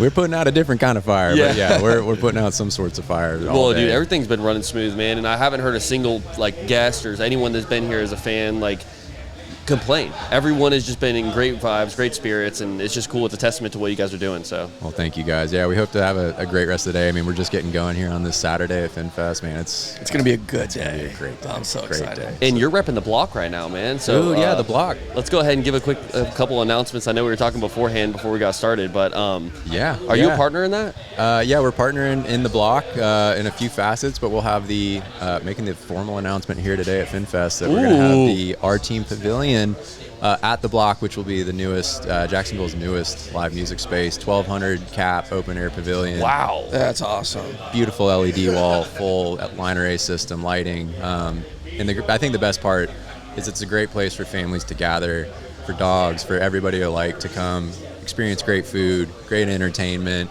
In a place where you can actually have, I'm a dad now, so these are the things that I look at. Where I can bring the kids and enjoy myself, have those food selections. There's room for them to run around and also enjoy themselves without feeling like you're in a panic, disturbing everyone in a restaurant. It's like a family space, which is dope. And we'll be doing, local live music programming 3 to 4 nights a week and days a week.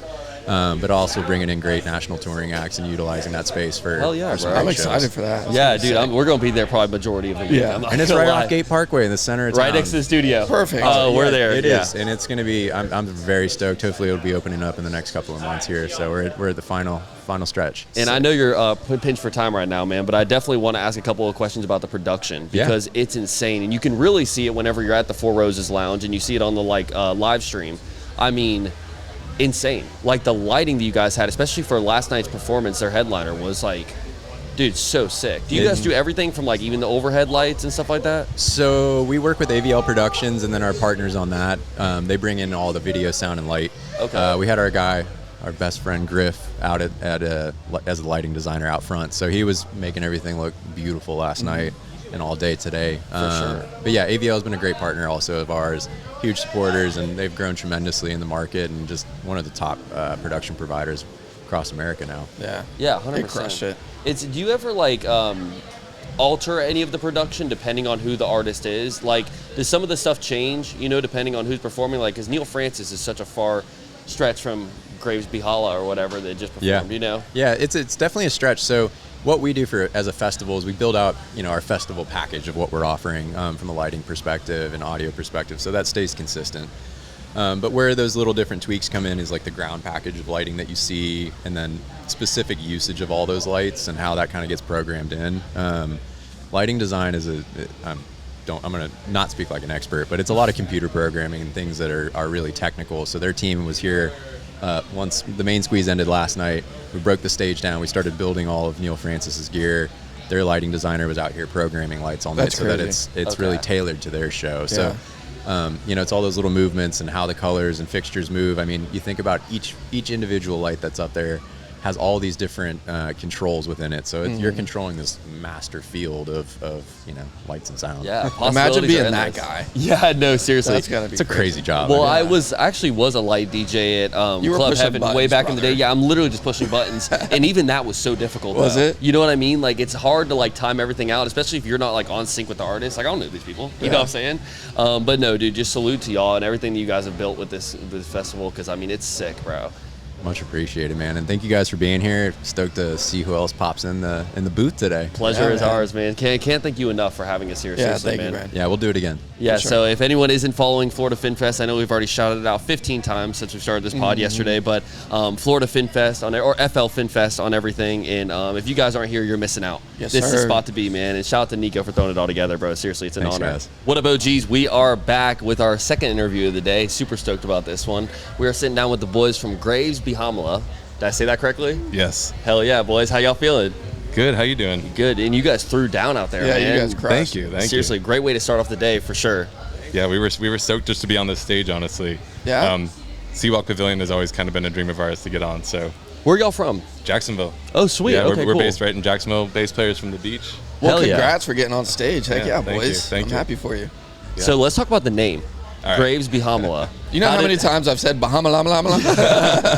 We're like going through the list, and we were like trying to pick out, each of us kind of took a couple artists to kind of do like a little bit of research about, just so we kind of know going into it, like some good questions to ask. And Joey picked all the ones with the funny names. So he had Swamptooth, he had Graves Bihamala, he had a couple of the others, and it was just fucking awesome, dude. Nice, and, you guys have, a really cool sound. Thank you. And what if you, let's just say, one of the listeners has never heard of you guys before, how would you describe your sound to them? I mean, we say it's groovy psychedelic rock, but it kind of covers all grounds. We're not afraid to play anything, honestly. If we feel it and it works, it's going to happen. Yeah. What are some of y'all's favorite covers if you were to cover somebody else's song? Ironically enough. Fly Like an Eagle. We just played. Yeah. Top. That sounded really good. We did Music Sounds Better With You. Neil Francis actually does that tune. Yeah. It's done by Star something? Stardust, yeah. Oh, yeah. It's the original tune. We do that cover. We really love playing that one. Hell yeah, boys. Yeah. And so have you guys, you said you're local to Jacksonville. Yep. What were some of the other venues you guys have played in the city that you've really enjoyed? Oh, man. I mean, we used to love... 1904 for sure. Hell yeah, R.I.P. That was just OG, man. Yeah, dude. OG main stage kind of thing. For sure. Voussoir, you said? Yeah. Oh, you want to talk about an intimate setting, bro. That's a good one. That's have y'all our boys ever local played Blue Jay Listening Room? No, we haven't. That would be a cool one because you guys have such a cool sound. It'd be nice to kind of hear y'all when we're not out just getting a bunch of drinks. Right, It'd be cool for an intimate setting and we can really listen to y'all's sound. It's cool how the amphitheater really I guess amplifies the. That is what it is. It's so loud out there, Yes, man. It's yeah. great. Even on side stage, it's got such a good sound. And what do you guys kind of do to prep for a big festival like this? I mean, we just rehearse. Rehearse, we'll jam. Hell yeah. Until we can do it with our eyes closed. For sure. Reps. What's a jam session look like for y'all? Do you meet up in a garage somewhere and then the Graves garage. Really? Yeah. That's awesome. Evan's garage, yeah. It gets very hot and it gets very cold. When you guys are making new music, is it like do you have a plan or does somebody just start playing and you build off of it? Yeah. Most of the time that's how it goes. Most of our songs are just built off of a riff or a little jam that we've done. That's cool. Sometimes I'll have lyrics beforehand written with no music, and it's like, oh, hey, this song let's make some works music with this to one, it. you know? So, that's cool. Yeah. And then how do you guys typically go about testing new music? How do you know when you've got a banger? Oh, we like it. Hell yeah. We want to play it. When you can do it with your eyes closed. Yeah. Because there's a lot of people, sometimes they'll go and take it to their regular spot that they'll go and perform at, and they can just tell by the audience that this is one of those ones. Yeah, Southern Grill in Jacksonville has kind of been our testing spot for all of our spots, just because the vibe there is super laid back. Everybody's jamming. It's good food, good beer. Everything's working. 100%. So you can test some new material there, and everybody's killing with it. They got the beer. You can test it. Yeah. Get a little buzz. Everything sounds good. Hell yeah, for sure, boys. What's kind of I don't know, I guess, is there any struggles when it comes to running a 4-person band like this, man? Is there any creative clashes or maybe with the marketing or anything like that comes? Absolutely not. We are seamless. How long have y'all been I love a these band? guys. The keys player Caleb, he joined in February. Okay. I've been with the drummer for like 5 years. Okay. Yeah, going on 5 years now. And the bass player for almost 3. I think 3. Yeah, 3 years. Heck yeah. Awesome. So varies, but If you guys were to add a 5th member to y'all's band, and it could be anyone dead or alive, who are we going with? Oh. Who? Derek Trucks. Ooh. You heard it here. All right, what about you? That'd be sick. Or a saxophone player. Yeah, sax player. Sax is good, yeah. Yeah, that would be awesome. Great. Our 4th would have been keys, and we got keys, so it's just like For sure. You Got guys are perfect. Honestly, Yeah. the sound is great, man. Appreciate it, man. What's the one takeaway you want for your fans to get after they listen to your performance? We're just trying to create a space where they can be themselves and have a really good time. Yeah. And that's what we want all of our shows to do. It'd just be a place where everyone can come and truly enjoy some music, you know? I like the way you guys opened with like, it was kind of like a false, like you guys like 1, 2, 3, and then you went for like a couple, and then you're like, let it fade out, Yeah. what? And then went back into it. That was cool. Yeah, you got to keep them wanting more. Yeah. Like a promo video for this, and then we were just like, well, why don't we just do that as the intro? Like, and just keep it consistent. Yeah. For sure. It works, man. So Yeah. It works well. It's cool. You guys have great stage presence. Y'all really like control the crowd very well. And I mean, seriously, everyone was stoked. Everyone that we talked to afterwards loved it as well. So Thank you. good job, boys. So let's go ahead and plug the people in, man. Where can they find Graves Bahamala? Where can they listen to your music, the whole nine? You can stream all of our music on any streaming platform of your choice, Spotify, Apple, you name it. And socials at Graves Bahamala across all boards. I'm sure no one has that name already. No, they definitely didn't. That's a perfect for marketing. We got the and domain Instagram. and everything. Hell yeah, boys. What about music videos? We got any music videos on YouTube we can go and binge? Yeah. Yeah, we have a YouTube channel. We like to post all of our live stuff, you know. For sure. In case people miss out on the shows. Yeah. Or, you know, they can That's just smart. go see us there. And that's just 100%. Graves Bahamala too. Yeah, Nice. Graves Heck Bahamala. yeah. Hell yeah, boys. Well, I appreciate y'all coming on the pod today, man. Thanks. Kicking off the Appreciate day it. with And do you great mind if I energy. tell you guys where we get the name really quick? Oh, yeah, it's please all do. over Come the on. place. Yeah. Please do. So it's a weird name, I know, but if you look down sometimes, there's bricks all over Jacksonville. They're at the Atlantic Beach Town Center. Yeah. If you look down, all of them say Graves Bahamala. It was this ancient bricking company in like the late 1800s. No way. And they basically paved all of the southeast. So when we were coming up with the band name at the place that I used to live, there was these bricks everywhere. And we didn't know it stood for Graves Bricking in Birmingham, Alabama. We just thought it was Bahamala. Bahamala. That's what we called them, the Oh my Bahamala God. bricks. Yeah. So that's where the name came from, and then That's we found out the insane. history behind it. Oh, that's awesome. So it's got some yeah. hometown roots. Definitely. Did Look you down guys next have time. any like group names before then, or band names before then? Not really, no. That was the first. Stuck with it and we ran. went with that one and just went with it. Heck yeah. Yeah. That's awesome. Sweet. man. Well, I appreciate y'all boys for coming on the pod today, man. And, Hey, and we thank you also for sharing got that. a new single coming out October 6th. There you go. Word. Called Okay. Love Sick. Love So Sick. Okay. Check it out on everything. Was that one of the ones y'all did out there? We did, yeah. Okay, I was gonna say. Well, shit. I know we're gonna like it then. So Yep. appreciate y'all, man. Seriously, you guys are crushing. And Anything else? Anything else coming up? No, No, not really. We're just gonna hit recording studio. Yeah, recording Put next. out some new Yeah. stuff. So Heck Hell yeah, boys. We're excited. seriously, y'all are killing it. So appreciate y'all kicking off with a good energy. thank you, brother. Thank y'all so Until much. next so much. time. What up, OGs? We are back. Third artist interview of the day. Is it the third or is this? I think it's a third. Okay, third artist interview of the day, y'all. We are stoked.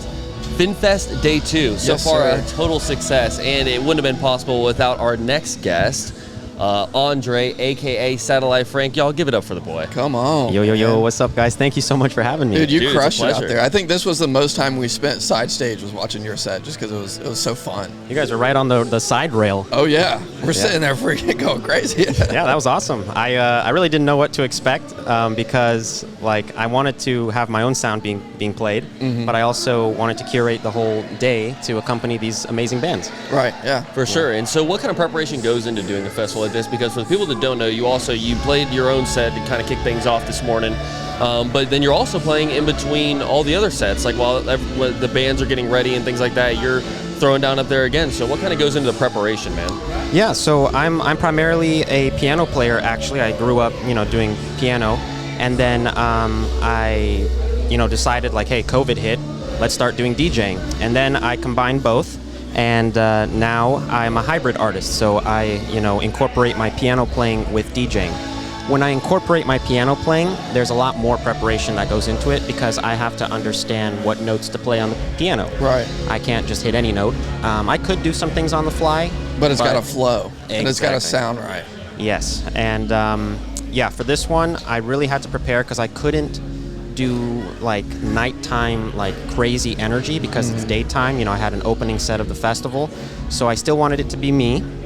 But, you know, I think I picked out songs that were right for the vibe. And then as we go and progress through the day, it'll get cooler and cooler. Yeah, for sure, bro. And I think it's cool, too, because, like, you really set up some of these bands well. Like you said, it's not a nighttime set. It's not super heavy. Like, it's very groovy, good vibes, you know what I mean? So it's really cool watching you work up close, man, because incorporating the piano into a lot of your DJing looks so difficult.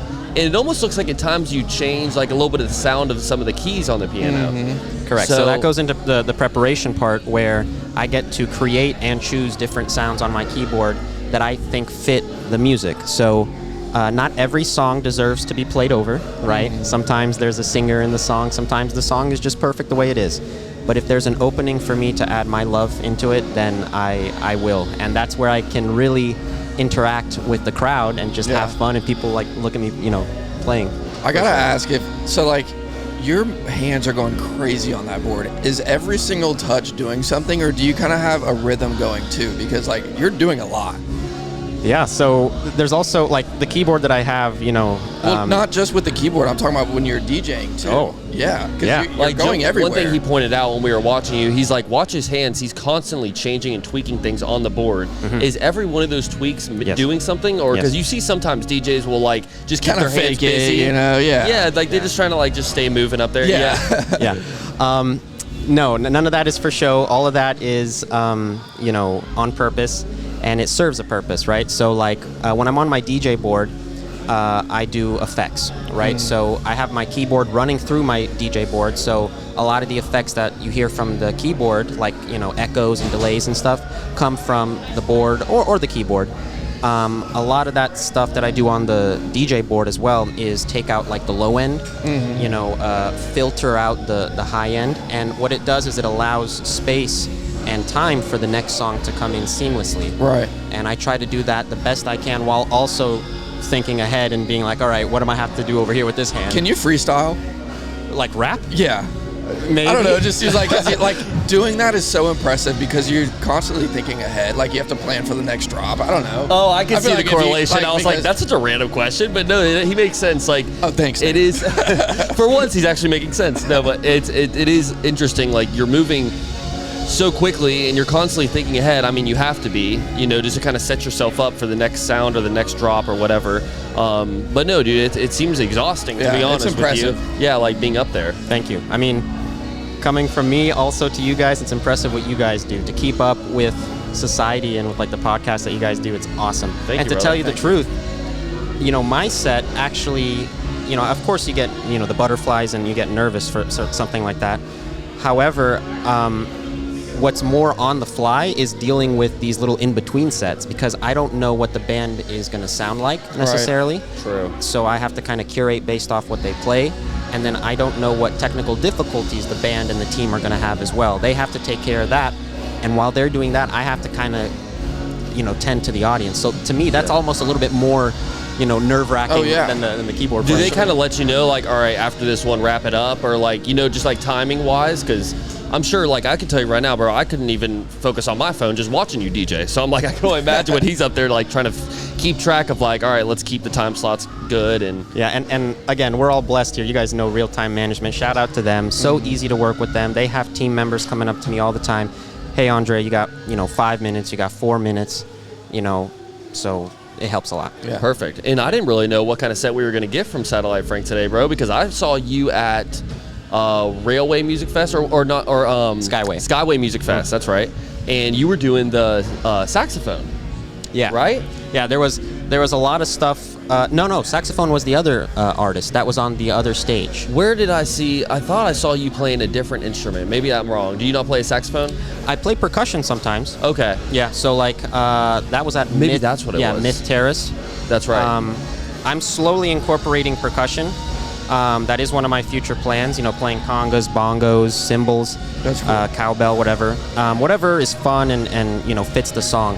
But for that, there's a different tweak compared to the keyboard. The keyboard I can plug into my controller, right? A percussion instrument, you can't. You have to mic it. Yeah. And you guys know very well how annoying microphones can be. Yeah, they pick up everything.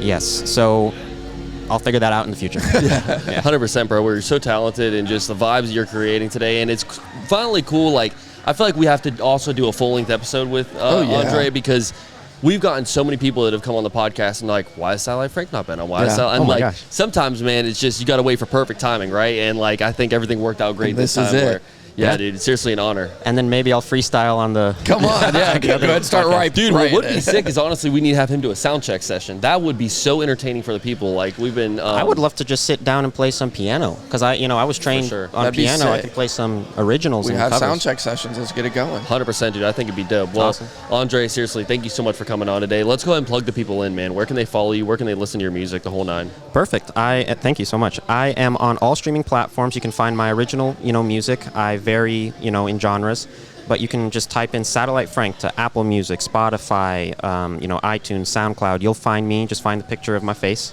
And on Instagram, satellite_Frank. If you don't know how to spell satellite, you've probably had too many drinks. Just figure it out. Thank you. Andre, appreciate you once again, man. Until next brother. time. What up, OGs? We are back. Day 2, Florida Fin Fest going down right now, and today we are joined by the man himself, Kristopher James. Bro, pleasure having you on the podcast. It's my joy, man. Thank you for having me. And you were just throwing down out there, bro. Like, you're extremely talented. It's awesome. You're very kind. Thank you. I love that you say throwing down because automatically I go to to my kid roots and I think like WWF, like SmackDown stuff. And I'm like, well, I don't know if I threw down, but you were throwing down. But I'm so glad. Suplex from the top rope. It's cool because when you start off, you get everyone like super hyped up, but your music itself is so groovy and like very smooth. Thank you know what I mean? That's very. So I'm an old school punk kid at heart. Like I grew up with Bad Religion and NoFX and Operation Ivy. For sure. Old school Sublime stuff as well. So I was an island kid for so long. Right. And I didn't find like the groovy music until later on in life. My stepdad actually introduced me to it. Otis Redding, Marvin Gaye, all the classics. And I fell in love, but I had that. I've always been a punk kid where I want people to find the joy in the moment and like really experience happiness and goodness. And so that's the hype on the front end. But it's also like when you play music, you're meant to feel as many emotions as you can, whatever comes up, right? It's almost like when they refine gold, all that, they talk about it where like it's cleansing the gold, how the imperfections come to the surface. I feel like that's how music can be sometimes, and where you listen to it and whatever can bubble to the surface, and you're experiencing maybe goodness or sadness or whatever it is, but we experience it all, collectively through the music thing. And that's kind of what it is when you're playing live, when you're just playing these cool, groovy things, and people were dancing, but also people were just like enjoying one another. And that was the cool part, dude. That's good. 100%. I like how you said that because one of the guests earlier today or maybe yesterday said that music is like one of the only universal languages. Absolutely. Where it's like everyone can understand, like there's a feeling that gets kind of portrayed with every performance, especially a lot of the ones that are out here today, man. And yours, I'll tell you right now, yours portrayed happiness. Hey, let's go. I mean, bro, we were like amped, and it's just like it was so groovy. We actually we caught a little bit of the early part of your set, and then we listened to the rest of it in the Four Roses Lounge. Oh, for sure. And even on the live stream, you're like, this is awesome, bro. You guys were crushing for sure. Well, dude, that speaks volumes for the crew that's working here too, man. Because that front of house is awesome, and it takes a whole different tech to run that. The live show. Yeah, the live show. Yeah. So, like, it speaks volumes for Where are you from, Kristopher? Sarasota, Bradenton. Okay, Tampa awesome. area. Nice. So, I'm a Florida kid at heart. Do you have any inspirations, like, for your music? Like, what did you grow up listening to? Oh, man. I know you said you're a punk kid, but... So, like, for the music itself, so when I first started, I mean, if you really want to pull down the curtain. Yeah, pull it down. Let's do it. So, I started writing music I have 2 kids. And my oldest, who's about to turn 13 on Halloween of all days, which is like killing. I know, dude, I'm so jealous of his birthday. That's a good one. When he was growing up, he's like, everybody brings me candy on my birthday? I'm like, if only, bro. Yeah. But right before his first birthday, I was going through like this real existential parental, like, I don't know if I'm being a good dad. I don't know like what I'm, like me as a human being, am I wrestling with am I portraying a good dad? Am I playing the role of a good dad, or am I actually a good dad? Right. And I just had this like real existential moment, and I did like music in churches and stuff like that, but I never allowed myself the privilege to actually like write a song. And so I did. I grabbed like a bottle of Malbec wine and sat down and just like poured my emotions into a song, and that was like the most cathartic thing I think I had experienced as like a grown adult parent. And it allowed me to write more songs. And I think that weekend I wrote like 4 or 5 songs of just like my deepest fears and my biggest joys. And I just kept going. And so my kid being the inspiration, but you kind of, any artist is going to emulate whatever they're into in the moment, because it's almost like we're learning our languages as we go. It's almost like you're a little kid, you're going to say baba and mama. Right. But as you learn a different language, I was not familiar with what my musical language sounded like. And so I was emulating the people I was listening to. There's a cat out of Austin, Texas. His name is David Ramirez, amazing songwriter. And so I kind of like found his sound conducive to my emotions and my vocal range. And so I kind of wrote in this Americana style these stories of, I had like this really terrible fear of death when I was growing up. And, as an adult, it's like if you treat death like a friend, like you're going to meet him. Yeah. Like all of us are going to meet him. And so why not treat him like a friend we're going to be familiar with in the end? It makes him much less scary. And yeah. And so I wrote songs like that in this Americana style. But it wasn't until later where like, okay, so real talk. I was playing at church and some guy was like, hey, can you not sing like that? And I was like, what does that even mean? And I guess he meant like the embellishments and the soulful singing. Yeah. And I was like, oh, okay, well, I guess I won't sing here anymore. Yeah. It's because like I don't know how to sing anywhere else. Are you ever scared of like being so vulnerable in your lyrics? Like, I mean, that's your life, that's your personal thing. So I'm a very private person. And I think a part of it is I don't like social media because it gets, you can put anything out there and sometimes you can put it plain as day and somebody will find something in some shadow part of whatever you're putting in there and turn it on you. And I feel like that can be a dangerous place to be.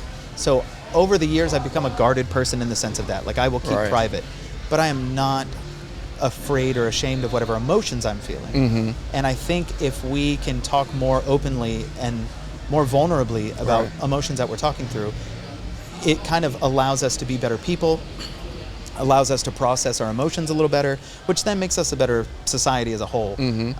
But when it comes to songs, again, whoever said it before, music being that universal language, that's the only way we can really, really process the difficult emotions, aside from like therapy and going to therapy and talking to therapists, is really digging into music and finding things that resonate with our own emotions and own hearts. Yeah, social media is definitely one of those places where a lot of things can be misinterpreted. 100%. But I like the point that you made where there's so much, like, especially with the amount of music that there's out right now that people can consume, there's like always a place for everybody, right? Like no matter where you are in life, no matter what feelings you kind of have, like there's a song that's going to resonate with you, 100%. Which is so cool. And I've actually felt that in my own life. Like there's tons of times where like depending on what stage I am in life, that kind of like almost kind of alters the type of music that I'm listening to. Oh yeah, you know what I mean? No, for sure, like, for sure. It's funny. Like right now, I'm into like a little bit of like a jam band kind of rock phase now, and I'm loving it. It's so random because like knowing what he like listens to. So all right, he was like, "Do you like rock?" And I'm like, "Nick, you're asking me if I like rock, bro." I'm usually like R&B, kind of hip hop, kind of edgy, but then I got into like the DJ phase. You know what I mean? Sure. You kind of go through that for a little bit, and then now, especially with like being at events like this where you're seeing a lot of these people perform live and like really just like lay it all out there on the stage, bro. It is like so inspiring and just so cool to see y'all, man. That's such a good thing to say, dude. You're right. Is there any kind of like preparation that goes into playing at a festival like this, man? Yeah, it's getting over yourself pretty much. Like it's gonna happen, and you can either have a big ego about it and be like, we're gonna crush it. Yeah. Or it can be like, hey, whatever happens, happens. Like we had a couple of mess ups, and if you didn't know our set front to back, you wouldn't have heard a thing. Right. For sure.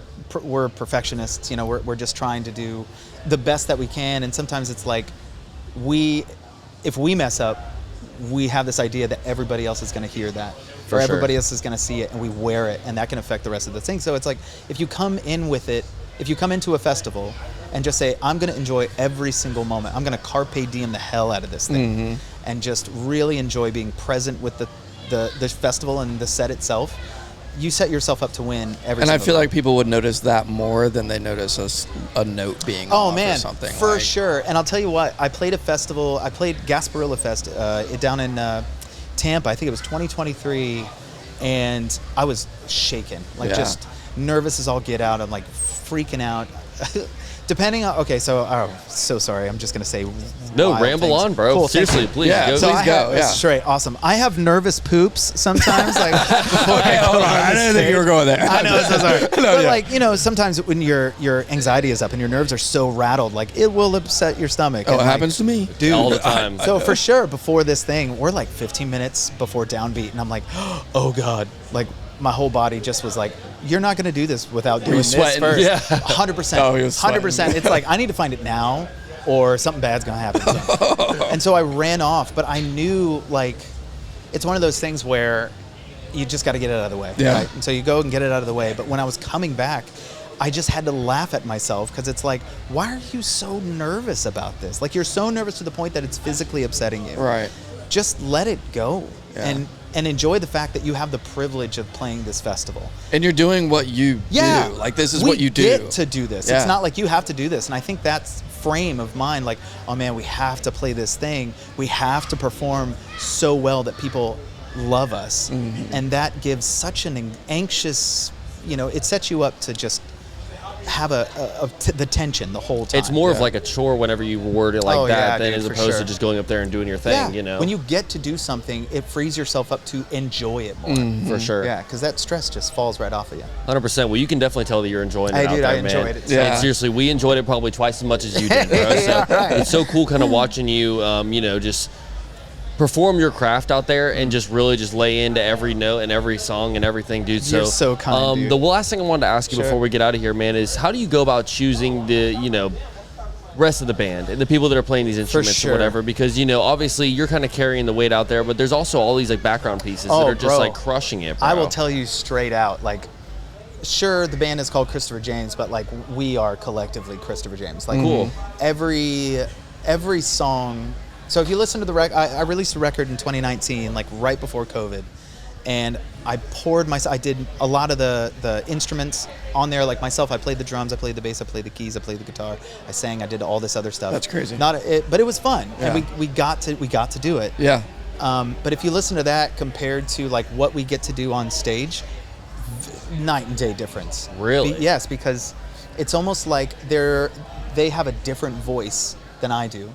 And they express differently than I do. Mm-hmm. So when they are able to express the song in their musical language, it takes on a different color, it takes on a different shape, it takes on a different energy. And so preparing for it, I will say this. I was a solo artist for years because I'm a dad, I have a full-time job, and like doing tours and stuff like that, it's like it's easier to do it when you're solo. For sure. You don't have to. You don't got to work with everybody's schedules. 100%, yeah. For sure. And I'm 100% a tour daddy, man. Like, I will take care of you, make sure that you are fed, showered, you know, you are taken care of, you've got a good bed underneath you. Like, I will take care of you. But finding the right people to be with you was such an easy thing for me. That's good. Because the only reason why I say that is because Tampa, St. Pete, that area has some of the best musicians that I know, with some of the biggest, kindest hearts that I know. And so it was like, would you want to play? Okay, cool. Oh, okay, you don't want to do that? That's fine. Mm-hmm. Absolutely, man. And it's like, do you know anybody who might want to? And then we just vibe. And it's like, all right, cool. Yeah, these are good people. Yeah. So, yeah. That's awesome, bro. It was an easy thing for me, but I have the privilege of having a really good community of musicians in St. Pete. You guys are all definitely in sync, bro. It's so cool watching you guys all do your thing, man, and you guys are crushing it. So, thanks, brother. Dude, once again, I really appreciate you coming on the podcast. It's my This is an I got honor, one more. seriously. I got one more. Okay, Go ahead. you got? What's one thing you want the people listening to take away from your set? Not to take life so seriously. Yeah. Yeah. And I say that with a little bit of reluctance because life is very serious. Mm-hmm. But not to take it so seriously that you lose the joy and the hope and the happiness in it. Because we can, again, social media, man, it'll bog you down like an anchor. So just have some fun. Have fun in the carpe diem the hell out of it. Yeah. And that's it. Just I love like that. Yeah. And I'm a sucker for love, so fall in love every single moment that you can. Hell yeah, anybody and everybody. Yeah. Right. You just met her? Awesome, dude. Get down on a knee right now. Congratulations. It's so funny you even say that because Joey actually did tell his now fiance whenever they first met, the first night they met, he told her that he actually asked her to marry him. Yeah, asked her to marry like as a joke, or were you like, oh, I love this chick? I mean, a little bit of both. Kind of both. There was tequila. Oh. So, I mean, that like maybe 100%. Encouraged me, but I meant what I said. Yeah. And I asked her again, and she said yes the second time. Hell yeah. That's so if she would have good. said yes the first time, I would have left her alone. Sure. Yeah. Congratulations, by the way. Thank you. Kristopher, thank you so much for coming on the pod, bro. privilege, It's truly an honor. Can we plug the people in and let them know where to stream your music and where to follow you on social media? Whatever you listen to, whether it's Spotify, Apple Music, Tidal, it's Kristopher James with a K, Kristopher James. You can find me on socials, Kristopher James Music, pretty much across the board. Awesome, bro. Thank you very much for coming on the podcast, thanks, bro. brother. It's an absolute honor, Appreciate seriously. Till next time. Absolutely. What up, OGs? We are back. Florida Fin Fest Day 2 going down right now, and sitting right beside me, boys, we are honored to have them on the pod. It is the boys from Trash Panda. Yes, sir. Howdy. How y'all doing, man? Great. So let's go ahead and just let the audience know who you guys are individually. So go ahead and just start with your names. Brando Sando. Perfect. They call me, but Brandon's the name. Bass player of Trash Panda. Perfect. Max. What do you play? What do you do? I'm the keyboard player, and I also yell in Spanish. very, very, very aggressively. Hell yeah, Max. I'm Patrick. Hell yeah, Patrick. Yeah. And what do you do? What do you sing, play guitar? Nice, heck yeah. Yeah. Sweet. So how are y'all feeling today, man? Pretty good. Pretty good. Wait, what'd you say? How are we feeling? Oh, I'm feeling great. Yeah. Really good. Cool. Really So good. what kind of preparation goes into playing a festival like this, man? Like Florida Fin Fest, we got a great crowd out here today. Yeah. What do you guys do to kind of prep for that? A lot. A lot. We did some, a bunch of rehearsals. Wow, they're really getting it. They're going. Yeah, It's fine.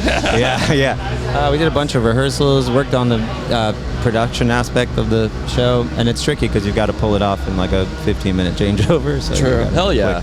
Got to be quick. And so what's one thing that you guys kind of want the fans and the audience to walk away from after they hear one of y'all's sets? Yeah. Hopefully a feeling of, ideally a feeling of, what's the feeling we're looking for to evoke?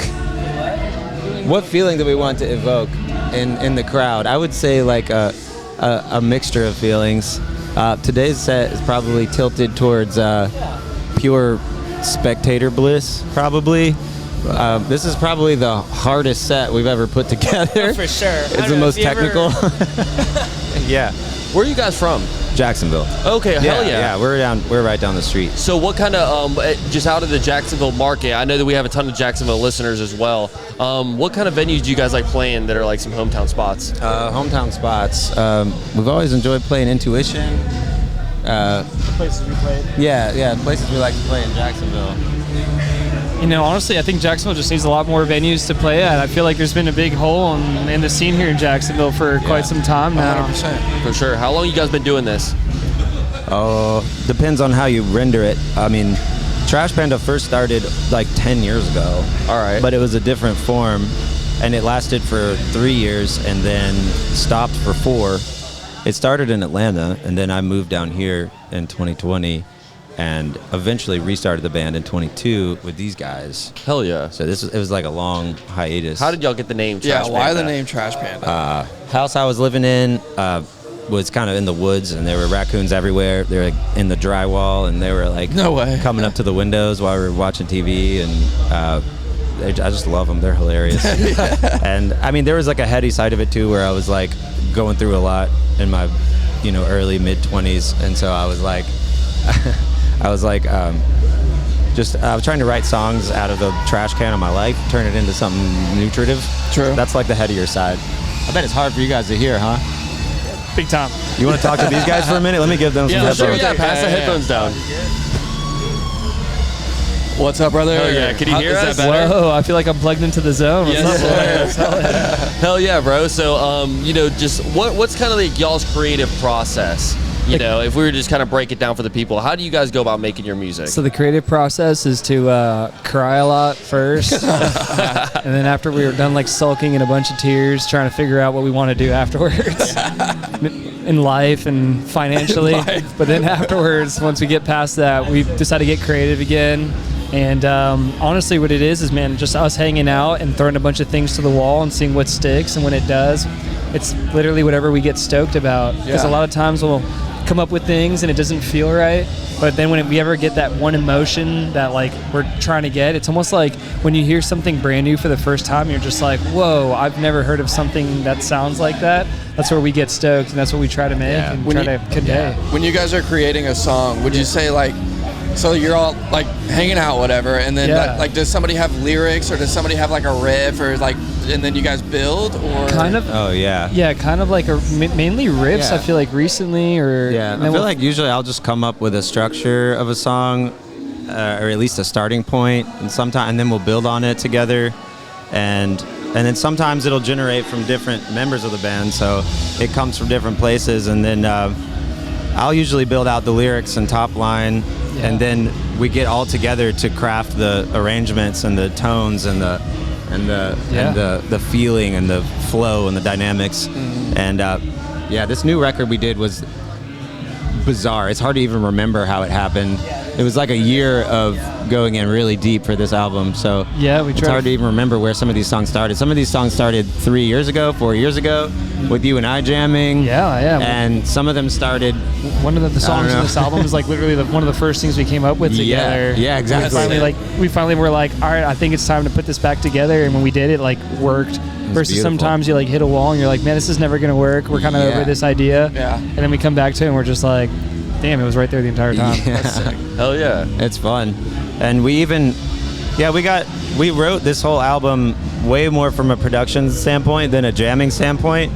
And so learning to play it all as a band has been a really fun challenge, because we definitely like crafted something kind of at the top of our ability to play live, I would say. Definitely. And so it's pretty fun to play it. Definitely. We're on our toes right now because this is the first time playing some of the new stuff. Do you guys have a favorite song or cover that you like playing as a band? Favorite song we like to play? Favorite song to play right now? In general? I feel like it changes often. Snakes. Snakes is fun to play. That's not even a Trash Panda song, funny enough. That's a Lazuli Vane song. That's it's my other project that I did in 2020. During the hiatus, I made a record called The Orphic Rite of the Cult of Sedna. And it's a really bizarre little record under the artist name Lazuli Vane, and Snakes was the single from that. And we play that in our set a lot because it's just fun to play. Hell yeah. Who do y'all really draw a lot of your inspiration from, man? You guys seem like a very unique group and with great energy. So who are some of the people that y'all kind of look to like draw some of that inspiration? It's super eclectic, bro. I mean, every one of us will have a different answer. Yeah, we all have a big different answer. It's been like a kaleidoscope of music. You can go from like D'Angelo to like medicine. To medicine. Just like he's like a modern producer now. Hiatus Coyote. Hiatus Coyote. Got some indie influences there too. It's a lot. Curtis Mayfield and. Yeah, right. The Isley Brothers music appreciation course. You'd be like, all right, I see what's happening. And to be honest, I pretty much only listen to classical music. Really? Yeah, I don't really listen to a lot of other stuff These lately. are facts. After 2 months on the road, recently, and listening to nothing but classical music, I can confirm. Yeah, we're a bizarre mix, and Max has always given us the cool Latin recs. Yeah, I'm from Argentina, so I listen to a lot of music from Buenos Aires and Argentina and produced out in South America. Hell yeah. Nice. That's awesome, boys. And you spoke on a new record, right? You guys are working on something right now? Or about to drop something? It's wrapped, and it's currently in release limbo because we had somebody sabotage our streaming platforms with a bunch of AI bullshit. What do you mean? Now, we had a whole release plan, and now we're just sitting back thinking about it, trying to watch the shifting of the industry because everything's changing really fast right now, and everyone hates Spotify for good reason, even though it's like the smoothest music platforms ever existed. They're just so exploitative and so it's gnarly. So now we're trying to just kind of hunker down and watch what's happening. and try to make a game plan for what comes next. So we're just sitting on this record. It's done. Do you have a release date like in mind? Or? Well, what's cool is you can pre-order the vinyl, and that's gonna ship out. It's ready on vinyl, so it's gonna ship out. I think the first week of October. Yeah. So the pre-orders are up. So if anybody wants it on vinyl, they'll have it before it's ever out on streaming. That's cool. Which is fun. Record's ready, so And please order. the record's ready. It sounds. What's it fucking called? Good. It sounds good. It's called Brain Candy. Hell yeah, that's awesome. And it feels like brain candy. That It's is like tough. It would be a good idea to, imbibe a mystical substance and lay back and listen, or just vibe, because it's a lot of fun too. It's like very groovy record too. It's like got a lot of everything. Hell It's yeah. a lot. Well, shout out to y'all boys, man. I mean, seriously, like, it sounds great. Everything that you guys have been doing is super commendable. So Can't wait to watch you guys later. can't wait to watch y'all throw down. Seriously, it's gonna be fucking fun. dope. It'll be fun. We'll be on our toes, man. So let's go If ahead. if you look close, we'll be like, let's plug the people in, man. Where can they find Trash Panda? Where can they stream y'all's music, the whole nine? Well, trashpandamusic.com is our website. It's kind of a portal to a lot of these things. Obviously, we're still on all the streaming platforms. All of our previous released music is still on there. But going forward, we're just not sure yet where we're going to be. For sure. Physical. Yeah, physical is the way to go if you can swing it. We're probably working out. I think we're going to work out something cool with like cassettes that have the cool like digital feature where you can like tap it and go and get the files and stuff like that. That would so be like so kind of sick. fun stuff like that. They're like low cost physical items that will also come with digital downloads of the tracks. So it's just kind of like Switch it up. way to be a little more interactive and like try not to get so. Basically, we just. Anything we can do to pull the billionaires down a peg would be nice. 100%. So That's good. I'm tired of just like playing right into their hand. Yeah. And we've been doing this so long and we're all still broke. And it's crazy to be like, to walk, like, sometimes I'll like walk down the street in a different city and get recognized. And I'm like, wow, that's cool. It would be really nice to make some money. If I had some money, I wasn't drowning in debt and freaking out all the time. I'd probably be a lot more creative. So just the exploitation of the music industry has gotten so bad that it's just filled us with, honestly, just like dread of everything. Y'all are not the first ones to say that. We actually had a guest on the podcast at our studio 2 weeks ago, and she was saying the same thing. That's why she stopped making music. Yeah. Was because it was so exploitive. It's so just not just made for creators like it used to be. You know what I mean? Now it's kind of like made for the higher ups and the platforms, and everything's kind of to benefit them as opposed to benefiting the people that are actually producing the music and making this shit happen. You know? It's the like natural shitification of an obsessively consumerist paradigm. 100%. It's just everything gets shittier. If you make it about the bottom line, everything will continuously get worse. Well, you guys are incredible. Seriously, it's a blessing to have you all on the podcast today, man. And Thanks I can't for wait to having watch y'all us. set, man. Just doing some research for this episode. Like, you guys are one of the funnest people that we researched. That's cool. Like, you guys really have some bangers, and Thank you. It's just an honor to meet y'all, for real. Thank you. It's a pleasure to meet you guys. Until Thank next you time, boys. Yeah. Thank you so much for having us. I hear you. What up, Yo, OGs? chat. We are back. FinFest Day 2 going down right now. Of course, I'm still here with my brother Joey Allen, man. Yes, We're sir. throwing down. We are enjoying every little bit of this, man.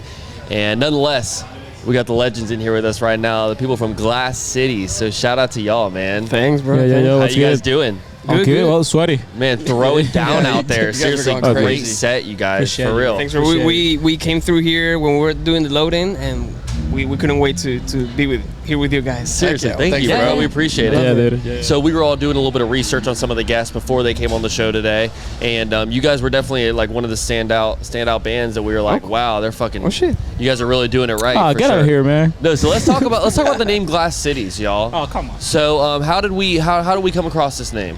That's a question for Sam. Okay. Yeah. So Louis named it Glass Cities.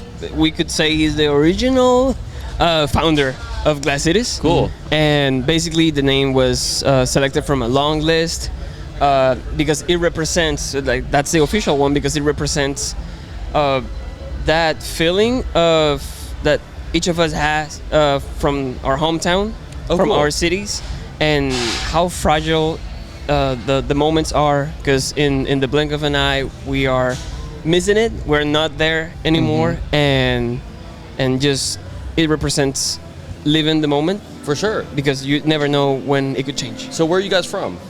We are from Venezuela, and he's from Mexico. Awesome, hell yeah, Yeah, yeah. boys. And born in Venezuela and Mexico? Yeah. Awesome, sweet. Also, do you all live in the States now, or did you travel here? Yeah, we're living here. We've been here for like 10 years. In Jacksonville? In Miami. I wish. Awesome. I wish Jacksonville is better than Miami, though. Really? 100%. Say that louder, please. Say that one more time. I love that. Jax. Yeah. That's so funny. So I guess, are you guys already? You've heard the Duval a couple times today. I need to understand what that is, because I saw the little paper that said we don't say what's that. So in Jacksonville, obviously this is Duval County.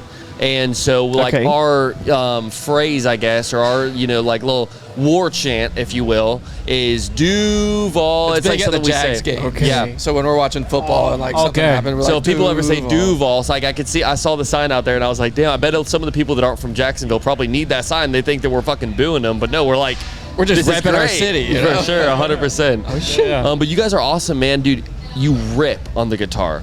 Bro, like...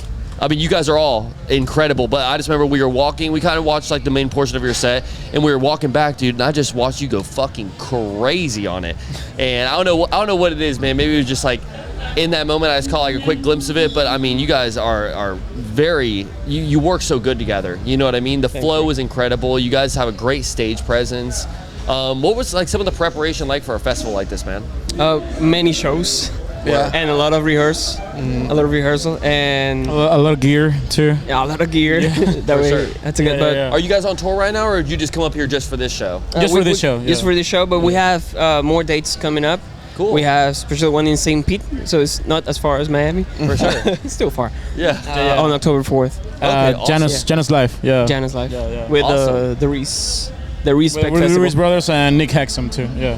That's awesome. Boys. Yeah, it's gonna be a cool show. Where's y'all's favorite place to play in Miami? Miami. Do you have a specific venue down there that you guys really like? That's we hard. haven't played there, but I think Revolution Live will be sweet, right? Revolution. I think we played. This is Omar, by the way. He doesn't talk much. So yeah. And on top of that, I'm getting sick right now. So, Yeah, he's sick. I'm trying not to talk too much, but I think from the places we played already, I would say maybe it's definitely not Miami. It's definitely more towards Fort Lauderdale. But what about Rams? Because Miami, it's Rams. Yeah. well, right now there's a famous spot in Miami called La Rosas. I don't know if you heard before. No, sir. It just reopened because it closed down during pandemic. Yeah. Okay. And then it just reopened, so we're hoping to play there soon because it's like one of the spots for rock music. Right. Awesome. That's awesome. Yeah. That and Churchill. And Churchill. Oh, Churchill's just sick. reopened. Yeah. If you were to explain your music to somebody who's never heard it before, how would you say that? Explain our music to. I didn't listen to the whole question. What it would be? How to describe melting pot? Yeah, it's easy. So I would say. Huh? I'm a little bit deaf. I would say it's definitely a combination of our references. Mm-hmm. Each one has different taste in music. Not too different, but for example, I would say Sam is more of a Limp Bizkit kind of absolutely type, and a lot of rap, hip hop. Right. This guy right here is very EDM, house, electronic music. Yeah. I'm the more punk. I grew up with Blink-182 and this type of bands. That's cool. So it's a combination of everything. The best way to put it is maybe something like 21 Pilots. Okay. And Main reference, Falls or Paramore. I like that. Something like that, yeah. And then to follow up that question, how do you want the people listening to feel after you're done with your set? Electric. Empowered. Yeah. And we want people to be hyped up. We want people to feel like, some people like come to live shows to like as a getaway. Yeah. Some people come to like to have a different time. So we want to give them that. Like, hey, in case you had a bad day, or in case you're having a good day, we want you to have an even better day. So, right. Yeah. And in case you have a dream, you just take the leap. 100%. Yeah, definitely felt that from y'all's set. You guys give off great energy and just like appreciate it. Bro, had me out there vibing for sure. Yeah, so I appreciate you guys. We want mosh Super pits. Cool. Yeah, that's what we want. Hell yeah. Okay, perfect. Yeah. Play a little later tonight, and I bet. My There's a chance. Yeah, we're totally down, bro. Totally down. Yeah. A chance for sure. I'm pretty sure Neil Francis is gonna. Yeah, he's good. Yeah. He got it covered. He's gonna pull it up. Yeah. Are y'all staying for the whole set tonight? 100%. For Neil Francis? Of course. We're fans. We're fans of Neil Francis. How could we not? And actually. I mean, no, we want to stay for a whole week, We want to stay forever, dude. Jacksonville's better than Miami. 100%, dude. Yeah, 100%. I said actually, like one little fact. We for each city we try to like do something special with the intro track. Mm-hmm. So at the intro, we at least like look for a sample of somebody saying the name of the city. And I just researched Jacksonville. I didn't know, like, dude, everybody's from here, like Jello Card, Limp Bizkit, like, dude, amazing, dude. And those are my references, like, when I was in high school, and when we were at high school. And I just searched Rollin' from Limp Bizkit. I downloaded the acapella and I put it on the track. Nice. So that's yeah, sick. like things like that, man. And when I found out about that, I was like, dude, Jacksonville is amazing, dude. Yeah, it's dope. Appreciate that, y'all. Yeah. Seriously, Is that's there any love. specific place we should go to before? What are we looking to do? Yeah, what like do you turn wanna up do? a little bit? Get wasted. Okay, perfect. You're already here. You You're guys are in the eating. Mecca right now, so there's plenty of places. We like to go to Surfer across the street. Okay. There's a ton of bars like lined up all down Literally First just Street hit here. every bar going down this way. Yeah. You know what? After this is all over, we get everything packed up. We'll take y'all for a quick tour. Okay, we'll make it happen, Awesome, boys. awesome, awesome. Let's do We'll it. make it Let's do it. happen. That's We'll cool. make it Got you. happen, boys. I got you. But no, let's plug everybody in. Let's let them know where they can find you guys on social media, where they can stream the rest of your music. Glass Cities Band, any platform, and our website it's the same, right? Glass Cities Band, glasscitiesband.com. You can see our next dates, especially one on October 4th. That's gonna be great in St. Pete. And yeah, hope to see you guys and interact with And maybe our next single coming up. our next single. Yeah. Do we have the official name yet? It might be. We're between two names. All right. Let's hear both. Let's have them both. Which one hits better? Okay, cool. Yeah, you guys will maybe decide. Yeah. Yeah. So it's Ellie or John Wick. John Wick is so tough. John Wick. John Wick is so tough. Come on, dude. Come on. It's already Ellie, got it's like Ellie an- from The Last of Us, though. John Wick. You play that game? Okay, well, John Wick. Okay, John Wick. John Wick. That's tough, y'all. I love it. Thank you, Well, guys. seriously, You're shout out to you guys for Thank coming you. on the show. This is a huge honor having you guys out here today. So all our honor, keep bro. crushing Thanks. it. Seriously, we would love to connect with you guys more. And anytime you're in Jacksonville, you know we're just a phone call away, boys. Hit Let's make us this up. shit happen for Of sure. course, of Y'all are great course. people, Thank you, guys. and you're very Thank you. talented as Appreciate it, well. dude. So appreciate y'all, Yeah. boys, for sure, man. Dude. Till next time. What up, y'all? We are back. Day 2 Florida Fin Fest going down. I think this is our 6th, 7th, maybe 8th interview of I the don't day. know, we've been We're just crushing. running through them at this point, boys. But hey, nonetheless, we've got a super dope band with us here today. Y'all give it up for Colors in Corduroy. How are y'all feeling, boys? Oh, so good. Thank you so much for having us on. Dude, pleasure's so ours stoked. for sure. So you guys are a young group, man. Hold on, let's introduce everybody. Who are you? Good idea. I'm Grant. I do vocals in the band. Nice. I'm Bobby Moss. I play bass. Okay. I am Rage Broadwater on drums. Sam Kikolas, guitar, vocals.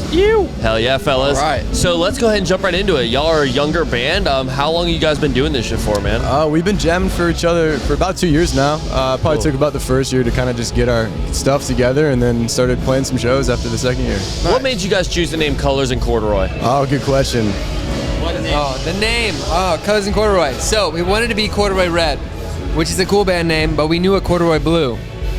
So we decided to be every color, basically. Right. Hell That's yeah. good. I like that. I love it. And now they can't hate us. Yeah, 100%. See no color, this band. I love it. Yeah. So you guys are performing main stage, correct? No, we're performing the Blue Jay stage. Fuck yeah. That See, I stage kind of is like. so cool though. I love that stage. Oh, the plants. I'm Come not on. to go lie. A little Yeah, there's tribal today. something about that small stage setting that just always hits so hard. A little very more intimate. There Yeah. it is. There it is. Yeah. Speaking of 100%. intimacy, we saw a little touch tank in front of our stage. Want to go touch some stingrays and shit? For Come sure, on. bro. Okay. Have to. So, what is one thing you kind of want the listeners or anyone that's hearing you guys for the first time, like what kind of feeling do you want them to have after listening to your set?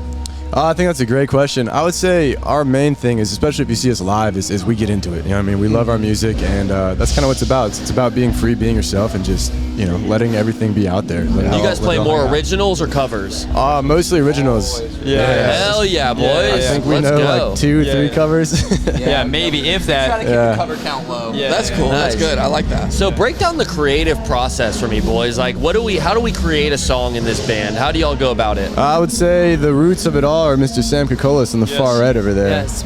Creative process. I'm deaf. Too much loud drums and guitars. You're good. You ain't the only Creative guest who's process. had that Usually stuff. I find a guitar riff and I'm like, this sounds cool. I'll bring it to the guys after, being in my bedroom for hours at a time. Sad. And then Hours. they like it usually. and then we work on it together. We bicker, we fight, we make it work. Yeah, it's fun. And then lyrics come later. We find melodies. It always starts with the guitar. Hell yeah. Where are y'all boys from? Charleston, South Carolina. Word. Okay, Yeah. nice. So are you guys just down here for this, or are you on tour right now? Just down here for this, man. Hopping Awesome. a skid. Yeah. Hell yeah, bro. It's a pleasure having y'all boys in Jacksonville. Is this your first time in Jax? I spent a little bit of time. I don't know about you folks. What are you guys? Been down here before? It's my first time. I've never played here, so I'm stoked. Nice. I think first time in Jacksonville. Yeah, there you go. Yeah. Oh, I've been here once before. Cool. We did a show with Jackrabbits. Oh my God! Yeah, Back in the dude, that is sick, man. Shout out Jackrabbits. The worst smelling bathroom ever, but I loved it. That made it amazing. The whole place smells a little funky, but dude, shout out to makes it them. great. It's a good funny. dive bar. There's been a ton of like huge bands that have played there, like when they were in their younger years or whatever, because it's such a small club, right? But there's been legends in that building, so just to be able to be on that same stage is so sick. You know what I mean? So what's one of y'all's like biggest struggles, like as a band? You know, you guys are like all younger dudes. You know, what's something that kind of maybe stands in the way sometimes of you guys getting the job done? Is there anything? I would say scheduling is probably a big I was thing. about to say, yeah, scheduling is really tough. I think two of us are in multiple bands, so competing with schedules and practice times and work, and then you have a 9 to 5 essentially that you have to throw in there. So our schedules are always all over the place. It's really difficult to line them up. But we always make it work somehow. It always happens. Hell yeah, boys! Every time. If you guys were to explain your sound to somebody who's never listened to before, how would you do that? Oh, that's a fun one. The fun. What's the question? Sorry, Like, explain our sound. Oh, Put yourself in a genre for us, man. It's 90s rock. It's rock and roll. Everyone's always like, "Are you indie?" And I say we're just rock and roll. There's some indie in there, and there's some influences, but it's definitely 90s style. We love Nirvana. We love Alice in Chains. Yeah. Got to keep Good it real heavy Pearl stuff. Jam. Hell yeah. Do you guys Melon. draw inspiration from any younger bands or any just other bands in general? Yeah, I think we're all over the place. I know Sam's a big Queens of Stone Age guy. He's a Geese guy. Drake likes Car Seat Headrest and Fugazi. Bobby's a big Red Hot Chili Peppers. These guys are both like orchestral musicians, and me and Sam are just out there. Like we're the hobos just kind of tagging along for the ride. Word, boys. I love it. And so let's say you guys decide to add a 5th member to your band. Dead or alive, you can pick anybody. Who are y'all going with? Dead or alive, folks. Member. Oh, some like I think for Ringo Shanti Starr. would kill it. Ringo would be great. We could have Ringo. Just hanging out. John Frusciante. I'll take John Frusciante. I'll Just for the second that. vibes. Who is that? Ringo. Red Hot Chili Peppers guitar player. Hell yeah. But like pre-heroin, John Frusciante. Hell yeah, boys. Well, seriously, you guys are killing it. Like, good luck on your performance today at the Blue Jay stage. I mean, we will definitely be making our way over there to see you guys perform because we've kind of done our research a little bit on all the bands we're going to be interviewing today, and you guys really caught our eye for sure. Oh, thanks so much, guys. Shout out to you guys, man. You guys are a young group. Sky's the fucking limit, boys. Before y'all get out of here, let's plug everybody in. Let our audience know where can they follow you guys, where can they stream your music, the whole nine. Anywhere you got streaming music, we're there. If you got an Instagram, we're Colors in Corduroy. Good luck spelling corduroy. No one can really do that one. If you want to fax us, send us an email. You can send us a carrier pigeon. We'll find it. But we're out there. Kept an eye out. Hell yeah, boys. Thanks, guys. Hey, I appreciate y'all for real. Until next time. Cheers. Later, boys. What up, OGs? We are back. Day 2 of FinFest still going down, and this has got to be our 100th interview of the day. Maybe 102nd. Sure does feels like it, but hey, it's been a great one. Seriously, so thankful for this opportunity. Shout out to all the boys at our team for having us. It's been one hell of a day, and we are very excited about today's guest as well. So, ladies and gentlemen, give it up to Mark from Kind Hearted Strangers. Brother, how you doing? Excellent, man. Excellent. It's a pleasure to have you on the show, man. Thank you. Thank you guys for having me, man. Dude, seriously, we're just doing all our research for all the guests, leading up to this event or whatever. You guys definitely caught our eye. Thank you so much, man. So let's go ahead and give the listeners that maybe not heard of Kind Hearted Strangers before, let's go ahead and give them like a brief rundown of your band. Yeah, totally. As the name implies, Strangers is very much a part of it. I started playing music out in Colorado, was living out in the Boulder area, spending a lot of time in the mountains, kind of the brewery scene up there, and started playing with whoever was around and wanted to play in a sense. Kind of acoustic roots in a way, just what the environment wanted. At times I'd have a very close friend of mine playing cajon and singing. At times another one who played harmonica. And then it just kind of kept growing to be a pretty big rock and roll sound, which is real fun. So it has evolved a lot over the years with the different records that we've done. And we're just touring a lot, playing live a lot. Where are you guys from? Based in Nashville right now. I'm originally from Virginia. Started the band in Colorado. Did you move to Nashville to like chase the music? More so to tour, if Really? that makes sense. I mean, Colorado is kind of an island geographically. Yeah. It's a wonderful place, and we still play out there a lot. And but you can play a lot just within that state. And then, if you drive 7 hours, it might be between 2 gigs out there. Right. If you drive 7 hours down here, you're hopefully already playing like 5 shows. Yeah, like, 100%, bro. It's so facts. East Coast is very much like that. Yeah. Where you can just kind of run up the whole coast. And, Nashville's a little bit inward, but, still that side, man. Nashville is just like a mecca. Like, yeah, there's so absolutely, much music man. there. Yeah, and it's a very inspiring place to be. I mean, people are hustling and doing the thing. And Have you played on Broadway before? I have not done Broadway. I have a lot of friends who crush it down there. Yeah. And I mean, it's just an amazing caliber of musicians down there. Yeah. But yeah, I mean, honestly, man, I love touring. I love sneaking down here to the beach. I'm closer to the beach here. Yeah, 100%. Yeah. So where's one of your favorite places do you have toured to? Man, we love going to Charleston, all around there. I mean, it's these South Carolina beaches, and then here in Jacksonville, pretty close to that whole thing. Just 100%, man. Yeah. What does it mean to be playing a festival like FinFest today? Oh, dude! Literally, I just walked off the beach. I'm so stoked, and we don't have enough time to jump in right now and then load onto the stage necessarily. I mean, once we get in, you're in for a little while. But I think once we're done, we're diving right in that ocean. Oh, you have to. Yeah. Oh, you absolutely. definitely have to, bro. Yeah, man. So, I mean, it is really cool that FinFest does it so close to the beach, with it being an ocean conservation type of festival. It's just cool. It's got that message. It's got that vibe. And like you said, man, I mean, we're smelling the sea breeze coming off the ocean right now, brother. So, me and Joey actually live a few blocks down. He's different places, but we're right on the beach, man. And it's like, you can't really, now that I'm here, I don't think I can ever leave. You know what I mean? That's kind of the vibe you get, you know? But we made a trip up to Nashville. We did an on-the-road episode. We went and interviewed some country artists. Right on. And, we were working on planning our next one a little bit. And I think, man, it'd be super cool to come to y'all's, area and just kind of see what life is like up there for you guys. Yeah, I want to go back to Nashville. For sure. Dude. Give us a reason, please. Yeah. Dude, my favorite thing about it is that it's just this hidden, like everything is hidden. Especially I live over in East Nashville, and it's just like you're passing something all the time, and then you find out later that door or that building, you're like, no, that's actually like a really cool place in there. You walk inside and you're like, what? Like, how did we get here? Yeah, that's it's just constantly a thing that's happening.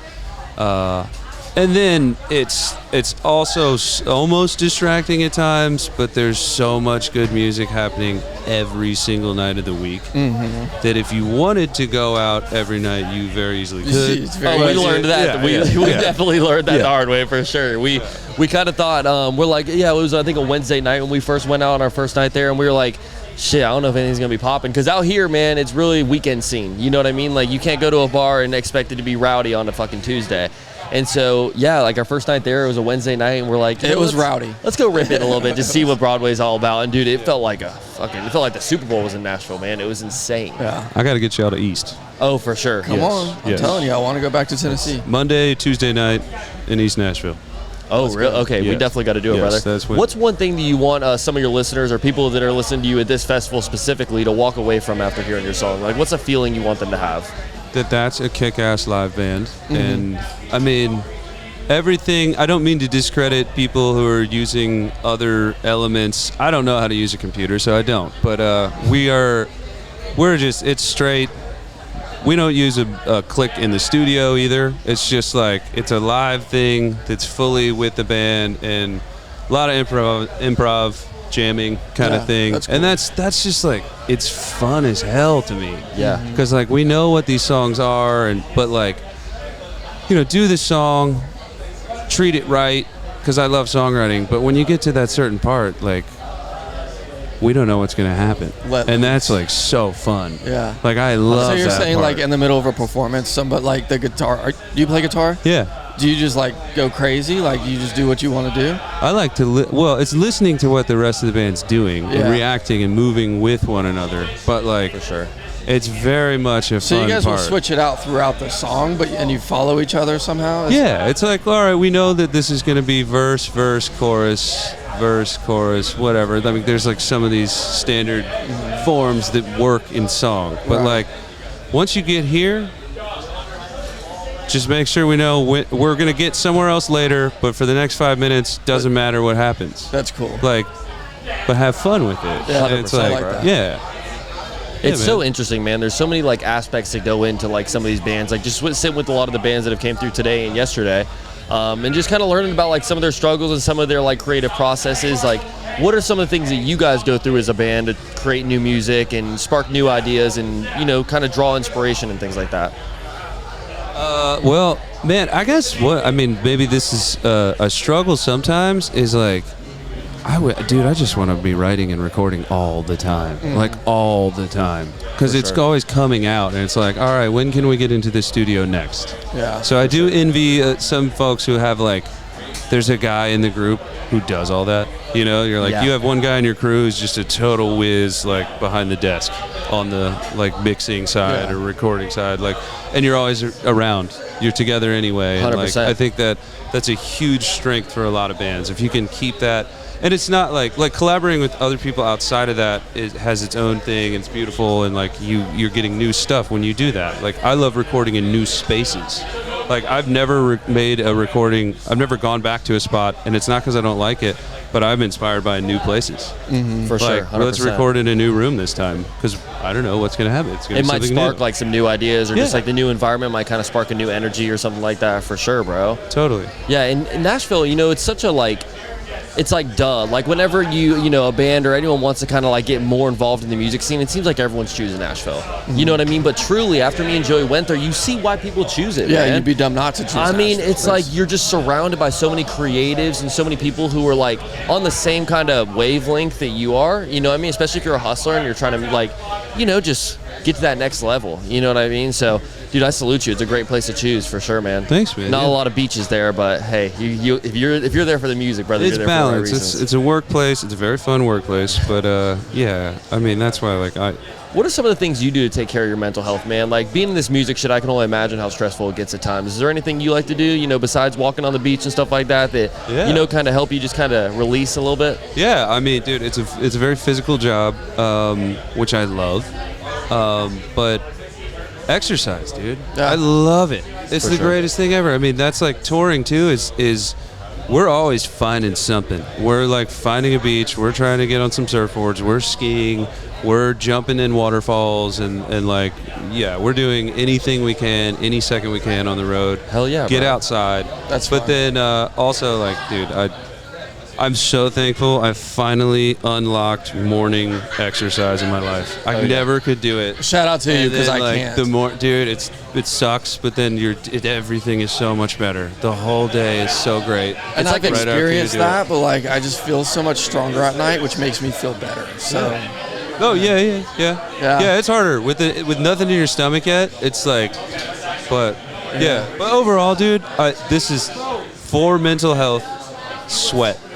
Sweat is like, if you can do enough of something physically to make yourself sweat. Yeah, 100%. That is so good for your brain and your soul, and I love it. People don't realize like how it can really just like almost work as like a fucking coffee in the morning, bro. Like I kind of got into that too recently, where it's like you just get up in the morning, just go hit the gym, and even if it's not a hard workout, but it's like in the morning, it just helps with like just kind of getting you awake and getting you in that zone. You know what I mean? Well, dude, I mean, we're super stoked to see your set today. We're definitely gonna go check you out and just kind of see what all the hype is about, bro, because you guys got a lot of motion, and we love everything that you guys are doing. So let's go ahead and plug in our listeners and let them know where they can stream your music, where they can kind of follow you guys on social media, the whole nine, man. Yeah, I mean, the band name is Kind Hearted Strangers. Every one of the tags is just that, Kind Hearted Strangers. We got music anywhere you listen to music, so check it out. Hell yeah, bro. I appreciate you coming on the pod today, dude. Seriously. Thank you, guys. Seriously. Have a good one.